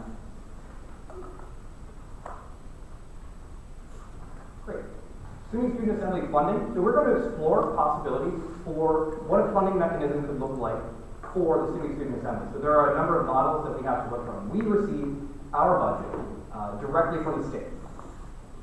CUNY USS, both California systems, the Texas system, so on and so forth, all accumulate money via a fee. It's very affordable. CUNY USS is like $1.40 per semester per student or something like that. But because of the size of the population, have a very healthy operating budget. So we'd like to explore a number of different possibilities and see what our options are in terms of looking at a sustainable funding mechanism, whether that's increasing our money that we're receiving directly from the state, which is a preferable option, or exploring what sort of funding mechanisms there are on a system-wide perspective to get buy-in from all of our campuses. Questions on that? Excellent. Unfunded sustainability mandates. I spoke a little bit about this before. Director Sheffield brought this to us and spoke about how we are receiving so many mandates from particularly the executive about first building codes when it comes to sustainability qualifications, and also just general mandates in terms of reducing our overall emissions. It's the one that says we have to reduce our emissions by 30% by 2020. And we're just kind of told to do these things and expected that the money will sort of come out of thin air, that we should just do it purely by wits and without spending a dime. Well, that's not realistic. So we're asking the state to put its money where its mouth is and actually support us in trying to meet these critical goals. Nobody disagrees that this is a really crucial issue, but we really do need to support if we're actually going to move it on. Questions on that? Excellent.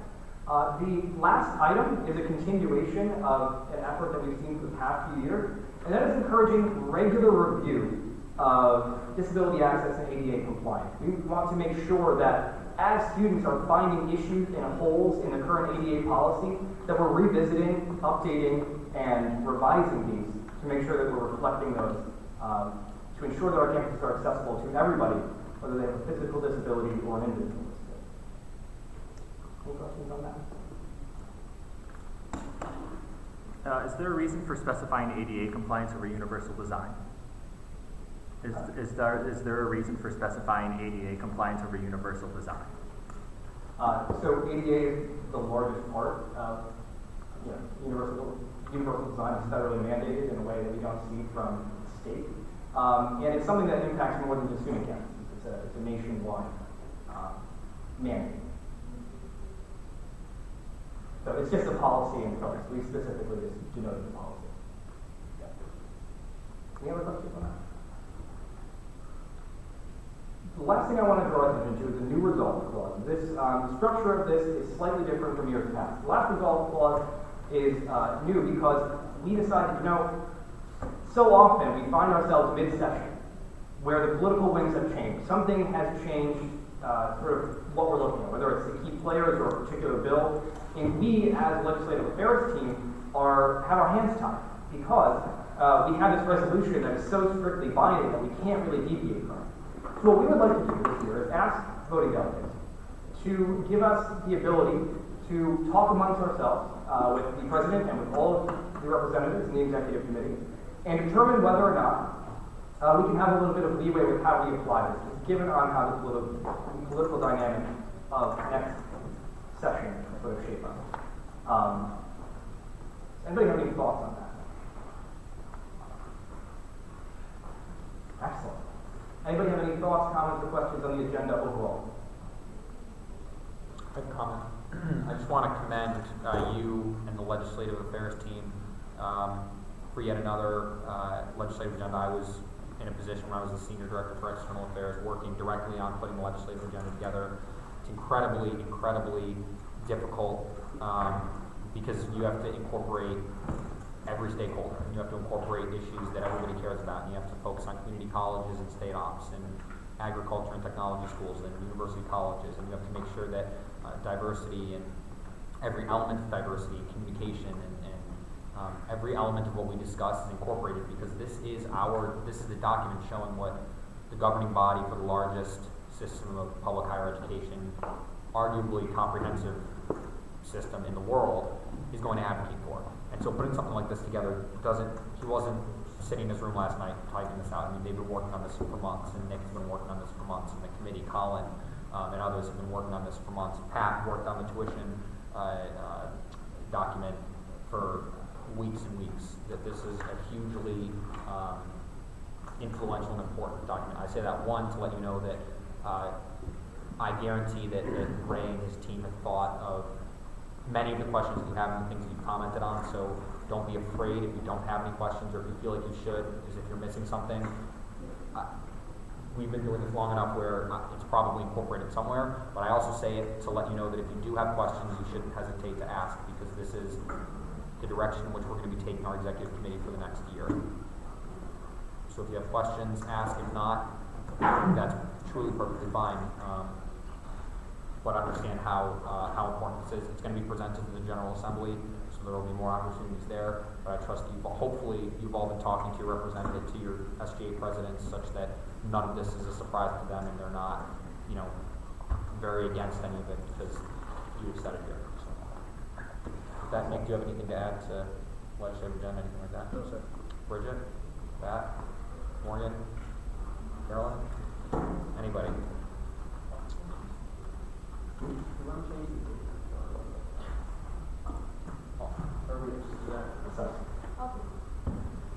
Thank you guys so much.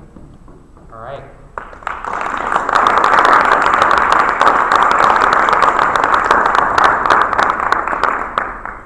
Very, very nice. Is there a motion? Move to approve it. Motion to approve the legislative agenda by CFO Garrow, second by Representative Delgado. Is there any discussion, amendments, comments, or concerns with the legislative agenda for the student assembly for this year overall? Hearing none, we will move into a vote. All those in favor of approving the legislative agenda as it stands, we're going to do a vote like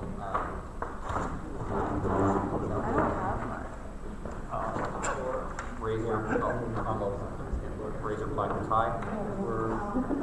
Oh, you only vote if you're a representative. Just reminding everybody. Oh, I totally voted when I was totally voted. I'm pretty sure all those opposed to the legislative agenda for the student assembly for this coming year as it stands. Any abstentions to the legislative agenda? The legislative agenda passes unanimously. Congratulations, Ray.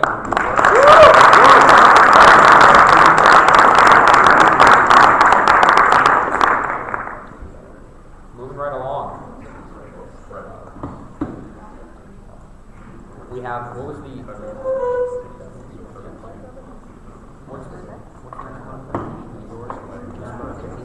Representative Holman? Yes. Your resolution. Okay. Hello, everyone. How are you? Great. So my resolution is mandatory notice of construction. So first of all, I apologize for the lateness. I hope you've all had a chance to look it over. But I believe this is a really valuable addition to the agenda. So it calls for SUNY to call for all 64 SUNY colleges to institute notices of upcoming construction that are accessible to all students. So it's straightforward, sensible resolution in my opinion. I really feel like this is an administrative oversight that something like this isn't in place on each SUNY campus. So obviously construction impacts all students. I think it's important that we all know if construction is going to be happening on our campuses. However, imagine how difficult it is for someone who is visually impaired or physically disabled to navigate their campus, especially if they don't know construction is happening. And I talked to the Disability Advocacy Subcommittee, I'm a member of that, and I brought this up to Burgundy, and she gave me her support to write this. And she also, looked it over and gave me suggestions. So basically, I received positive feedback, and I believe this is relatively simple for SUNY to implement. So one, administration already knows if construction is happening, and two, so they already have prior knowledge of construction, and two, the ADA and SUNY policies already require accessible web materials, which would allow for the distribution of notices for visually impaired students. So that's already in place.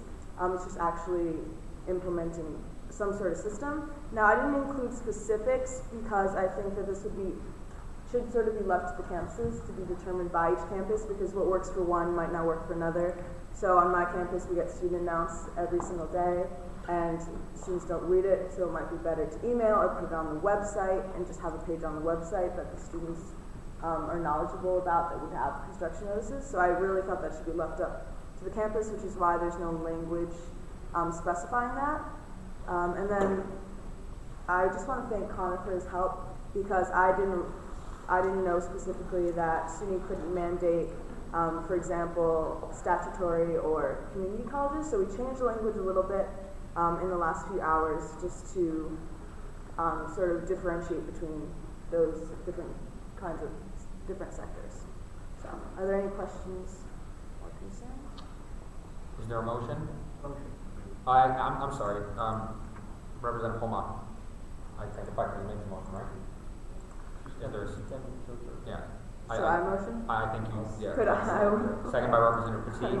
So you have the floor, or we can open it up for other. Oh, sorry guys, I already spoke. No. That's good. You did great. So yes, any questions, comments, or concerns? Okay, seeing none, is there any opposition to this resolution as it stands? Any abstentions? Seeing none, it passes unanimously. Thank you, Catherine.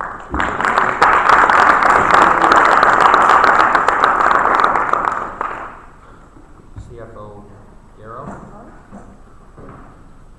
Okay, so I hope you all saw the email that I sent a few hours ago with this resolution.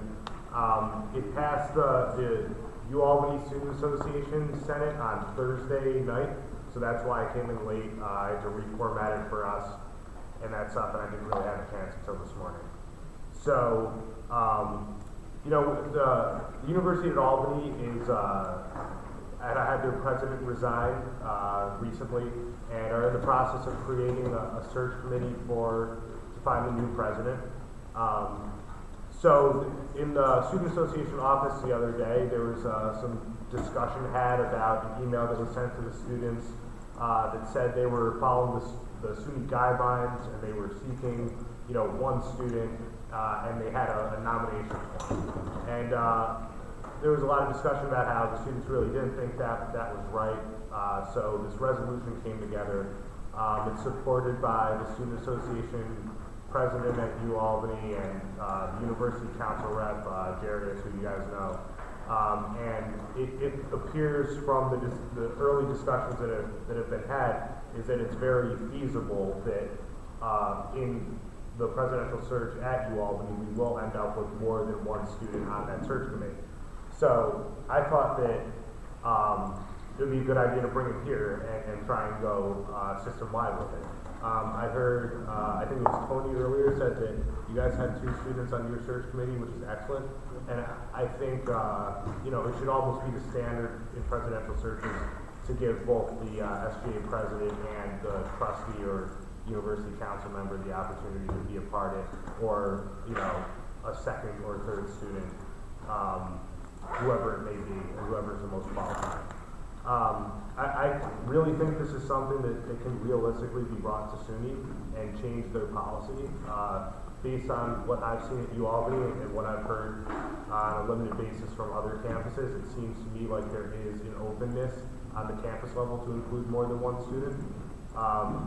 So I think it's just a matter of sort of, in a common sense way, us as student leaders bringing this to SUNY and saying, you know, your guidelines really should recommend that you have 2 or more students on your presidential search committees. So that's why I brought it. I think it's something that makes a lot of sense. So I appreciate your support. Is there, would you like to make a motion to approve? Motion by CFO Garo, second by Representative Delgado. I'm sorry? Yields. Representative Ortega. Just out of curiosity, would it be feasible to write somewhere in that it should be representative of the population? So, for example, a place like a SUNY Purchase, a presidential search would be good to maybe 3 students, but at a presidential search, for example, at Buffalo University, it would take 3 to 4. So, yeah, that's interesting, and I thought about it when putting this together. In the UAlbany resolution, the essay resolution, which is attached to this document, that asked for 2 undergraduate students and 1 graduate student to be included on the upcoming presidential search committee. I couldn't really come to a standardized way of doing that made a whole lot of sense. So I think just saying more students is good enough until we're at the table with them and the policy is being written, and then we can say 2 or more or 1 for every 8,000 or whatever it may be. I just couldn't really think of a way that to get that specific that would make sense system-wide. I just wasn't sure how to do that. I mean, would it be possible to follow the same rules that we use to get voting delegates when we go to the fall and spring conference? It's funny you mention that because it did cross my mind, but I'm worried that if we say that UB should have 6 or 7 students on presidential searches, then we might be going a little bit too far. I mean, that would be great, the more the better. But I think this is I think SUNY would be open to revising these presidential search guidelines in a sort of incremental way that makes sense, and I'm not sure I wouldn't want to sacrifice that by over asking. That was my thinking on it. Anyone else have Representative Wolf? I have a question, then an amendment. The question being, has there been any response from Albany GSA regarding this? Oh, right. So as Ashley said earlier, the Albany GSA has undergone a leadership change recently, but the interim president there did meet with our Senate vice chair and does support this, although the GSA isn't meeting for about a month. So basically this happened organically from the GSA, from our university council rep, and from our student association, all at the same time, without anyone really knowing about it until this resolution was, they were all asking for more students to be involved. So GSA fully supports it. And basically all student representative parties involved at Albany do support it. And I would like to move to amend that students be selected in consultation with and from recommendations from the applicable campus student government. Second. Okay. Sure. Any opposition to that amendment? Okay, so could you just clarify what it is you're amending? What? It was kind of a vague amendment, not meant to be specifically included anywhere. So we could add it as another resolved or rephrase the result that's already there. Really. Okay. You're hammering that out down there, Morgan? He's not doing it. Oh, great. Yeah. Any further? So that passes. We're back to the main resolution. Any discussion on the resolution? I have another question. Is there a similarly applicable policy for community and statutory colleges? No. Should we recommend that this also be applied to community colleges? We could recommend that their board of trustees adopt it. Yes, it's again, it's a similar issue with, and as Ray can tell you, being quite honest, I'm fine with doing that. Just it would be a feel-good thing, because just as we've dealt with chargebacks, and I know that Will and I have talked about this, you have to advocate to the 30 individual county legislatures. So it's not that we can't do it, it's just, it would be, yeah. I'm honestly not sure if it's even necessary to put that in for this, because one of the rare places that SUNY does have purview over community colleges is in choosing campus presidents. So I think the SUNY guidelines for forming committees do apply to community colleges, and the presidents are ultimately approved by the board, but I could be wrong about that.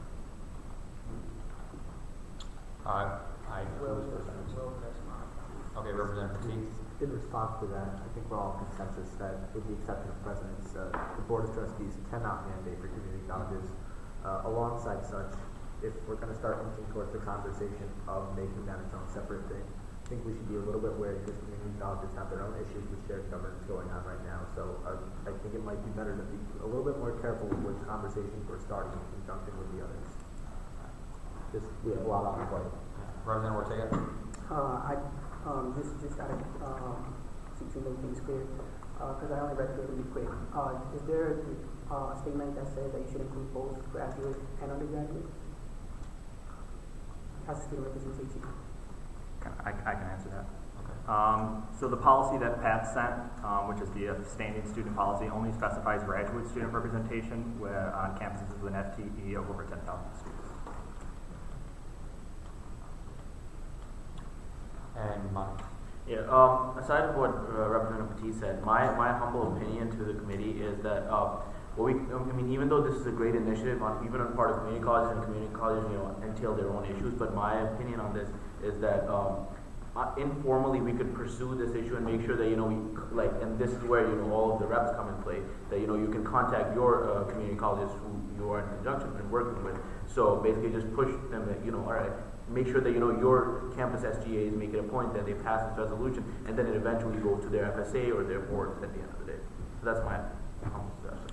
Representative Boo, just because he had spoken yet. Okay.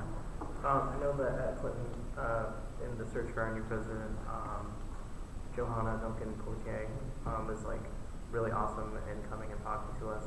I feel like if she recommended to the Board of Trustees, well, maybe you should have more than one student, I highly doubt the Board of Trustees is going to say no. Because it kind of, I don't agree with that.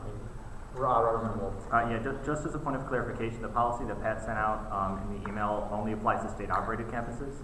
I've written an amendment similar to what I added to Catherine's resolution that just be the same thing, recommending, but it's absolutely up to our community college representatives, so I don't want to do it. So this is just something that was touching off of what Connor said and something that Pat said and what Representative Ortega brought up before about the number of students on a council based on how large, or on a search committee based on how large the student population is. So if you look at, if you're at the SUNY policy, which is the link that Pat sent, it's 4 members of the council, so the university council, the college council, 6 members of full-time teaching faculty, and then 1 student, 1 alumni, so on and so forth. I think that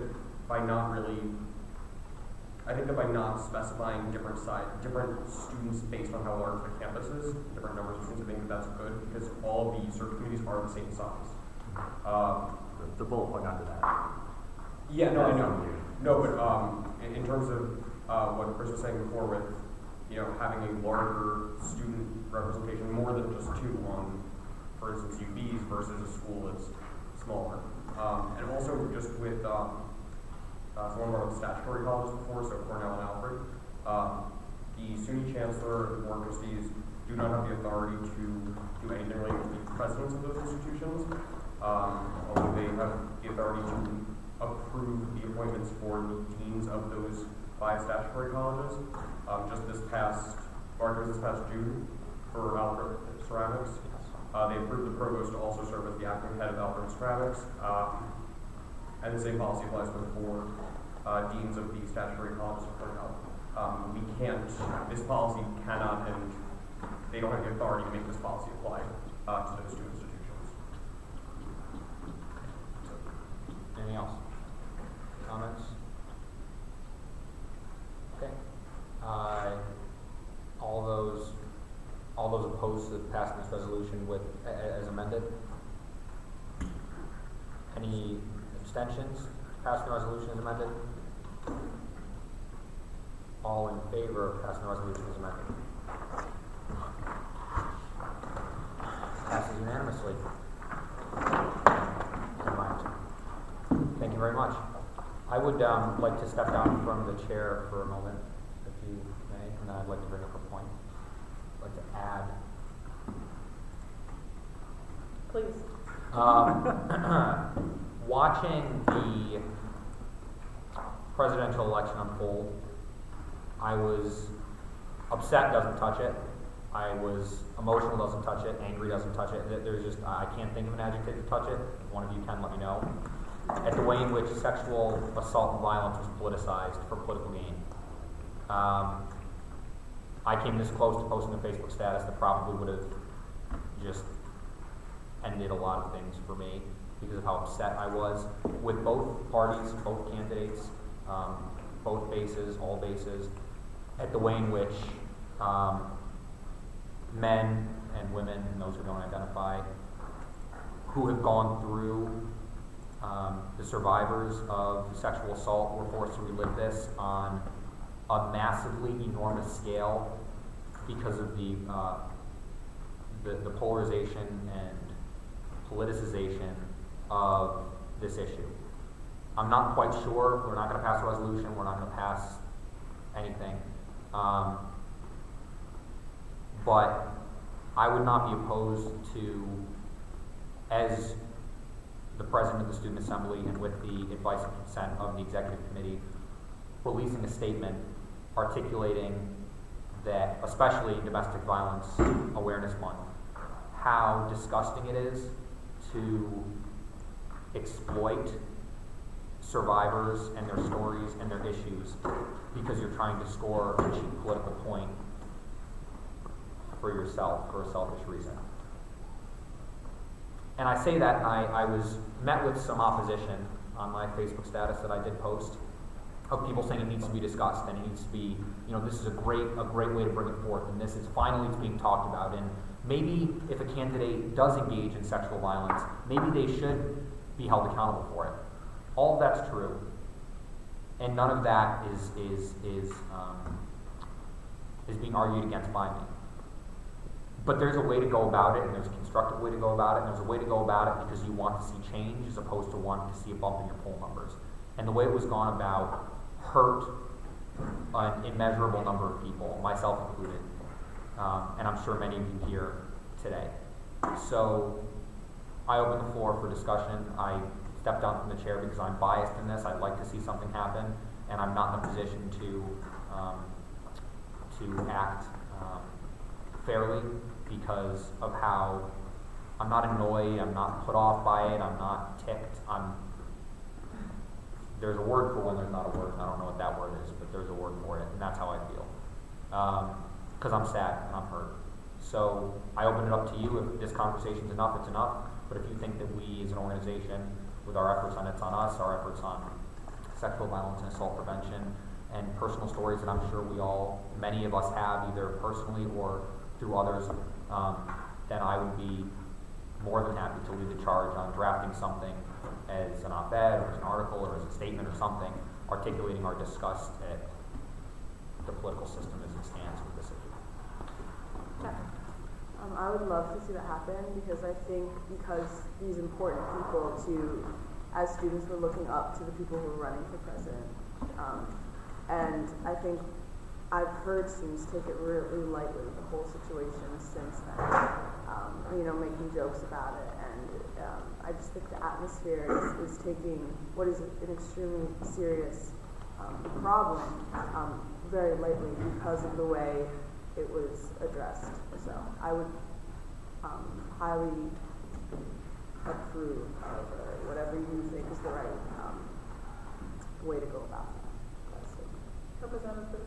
I definitely would agree with what Catherine had said. I think being the Student Assembly of the State University of New York, where Donald Trump is from New York City, this is their home state, both of them.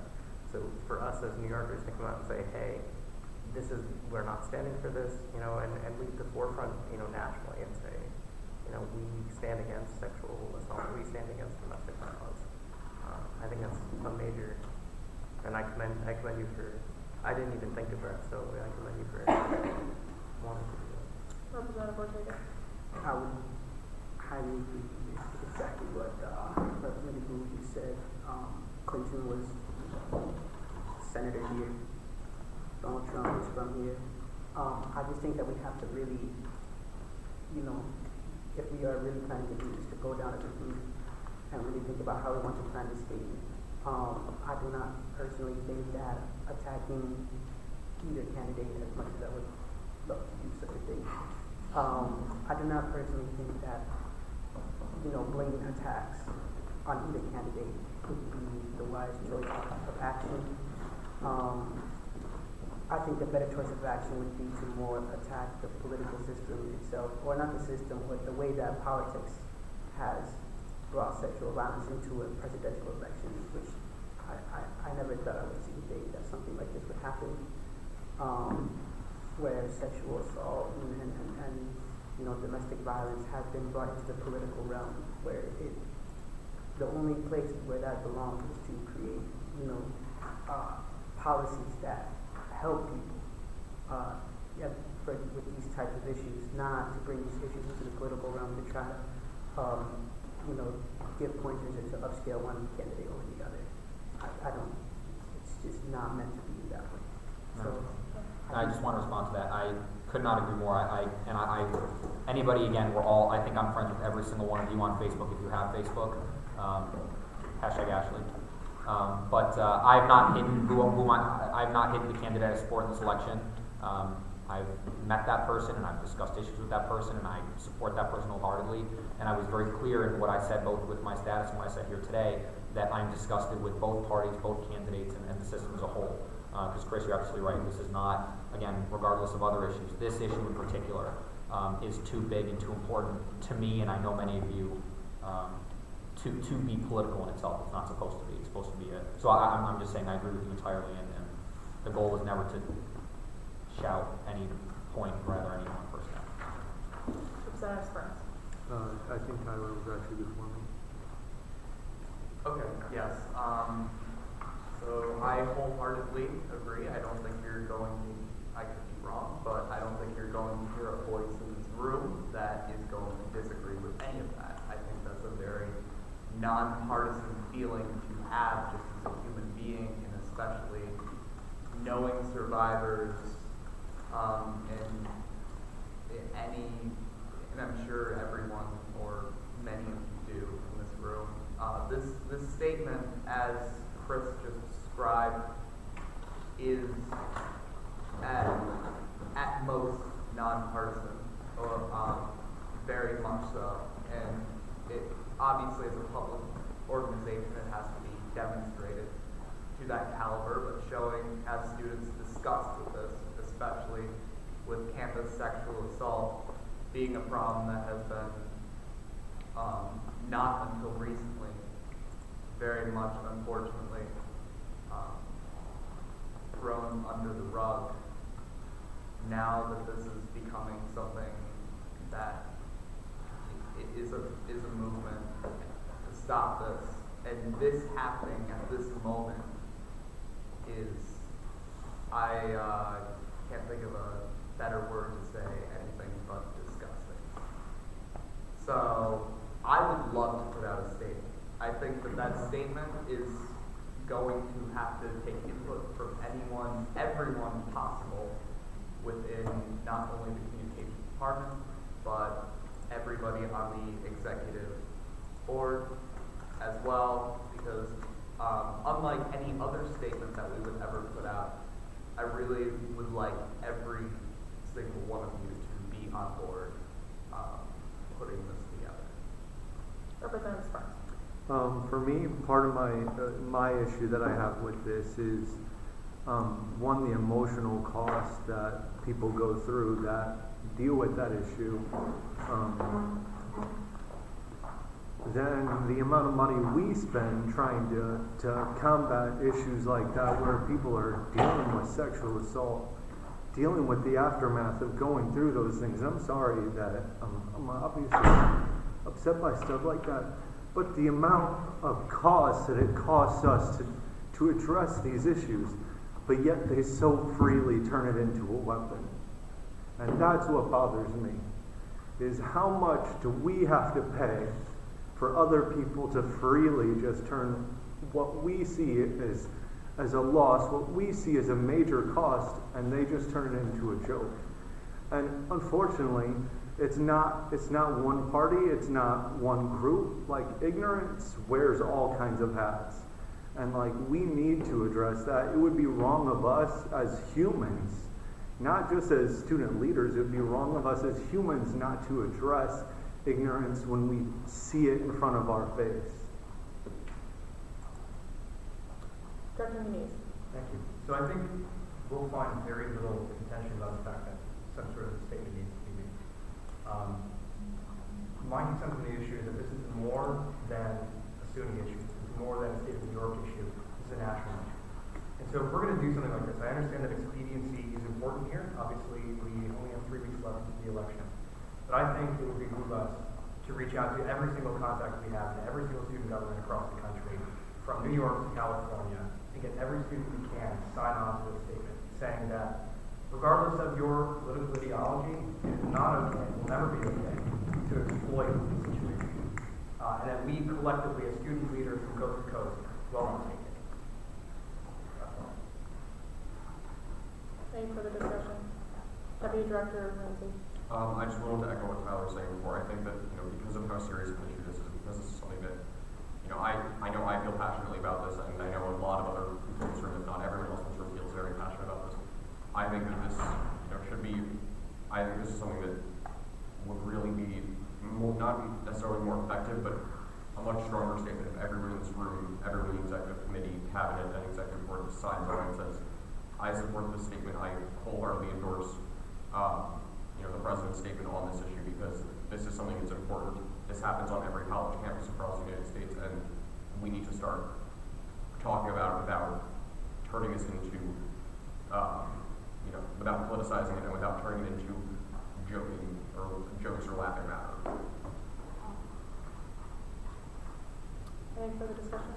May had something to say. I was just going to say, I don't think we should be attacking political parties, but I think what we should be doing is sending out and letting people know there are places you can go to report this. There are places like It's On Us that want to help.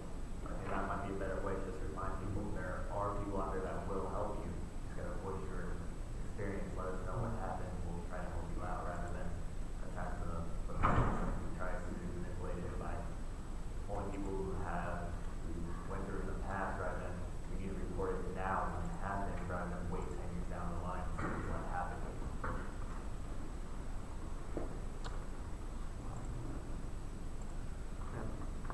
Thank you, Mr. President.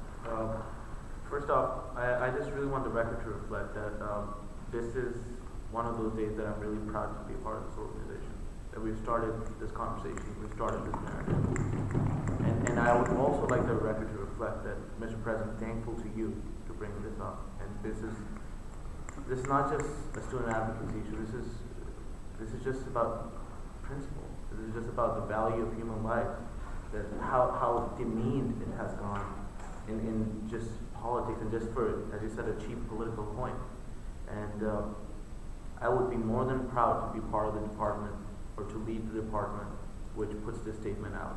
And I would definitely agree with Director Muniz on this, that we need to take this even outside the state of New York, that this is a national issue, and there's just no denying it. And I wholeheartedly approve this, and thank you for bringing this conversation up.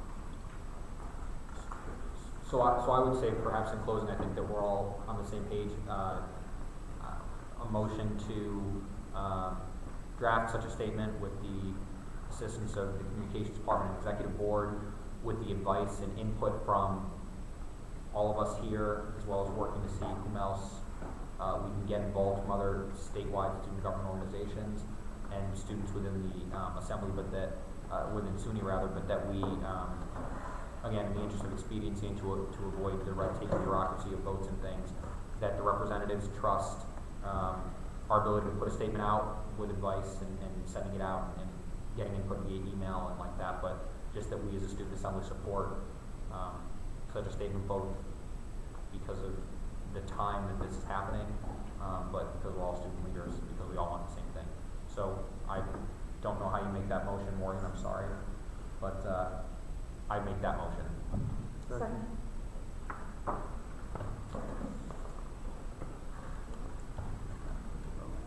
Oh, am I sharing still? Yeah. Oh, shit. So you should second. Okay, second by Representative Food over here. Sparks. Representative Sparks. Any opposition? Motion carries. Can I have the chair back? Yeah, Dan. Okay. That was, I'm sorry to end our agenda on that note, but it was important to me that it was said. So anyway.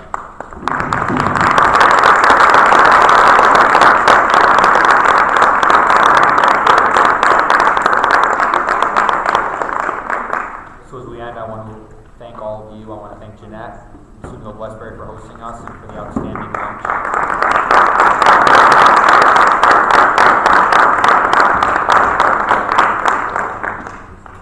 I look forward to fellowship with all of you. I would remind all of you who are not old enough to participate in certain type of fellowship that you may not participate in that type of fellowship, that we are all to be safe and respectful of Long Island and Old Westbury, and represent Jeanette and her team well, and the student assembly very well. Thank you all for a truly outstanding meeting, and I will entertain any motion that anyone might have. Motion to adjourn by Representative Pereira, second by Representative Delgado. Any opposition? We are adjourned.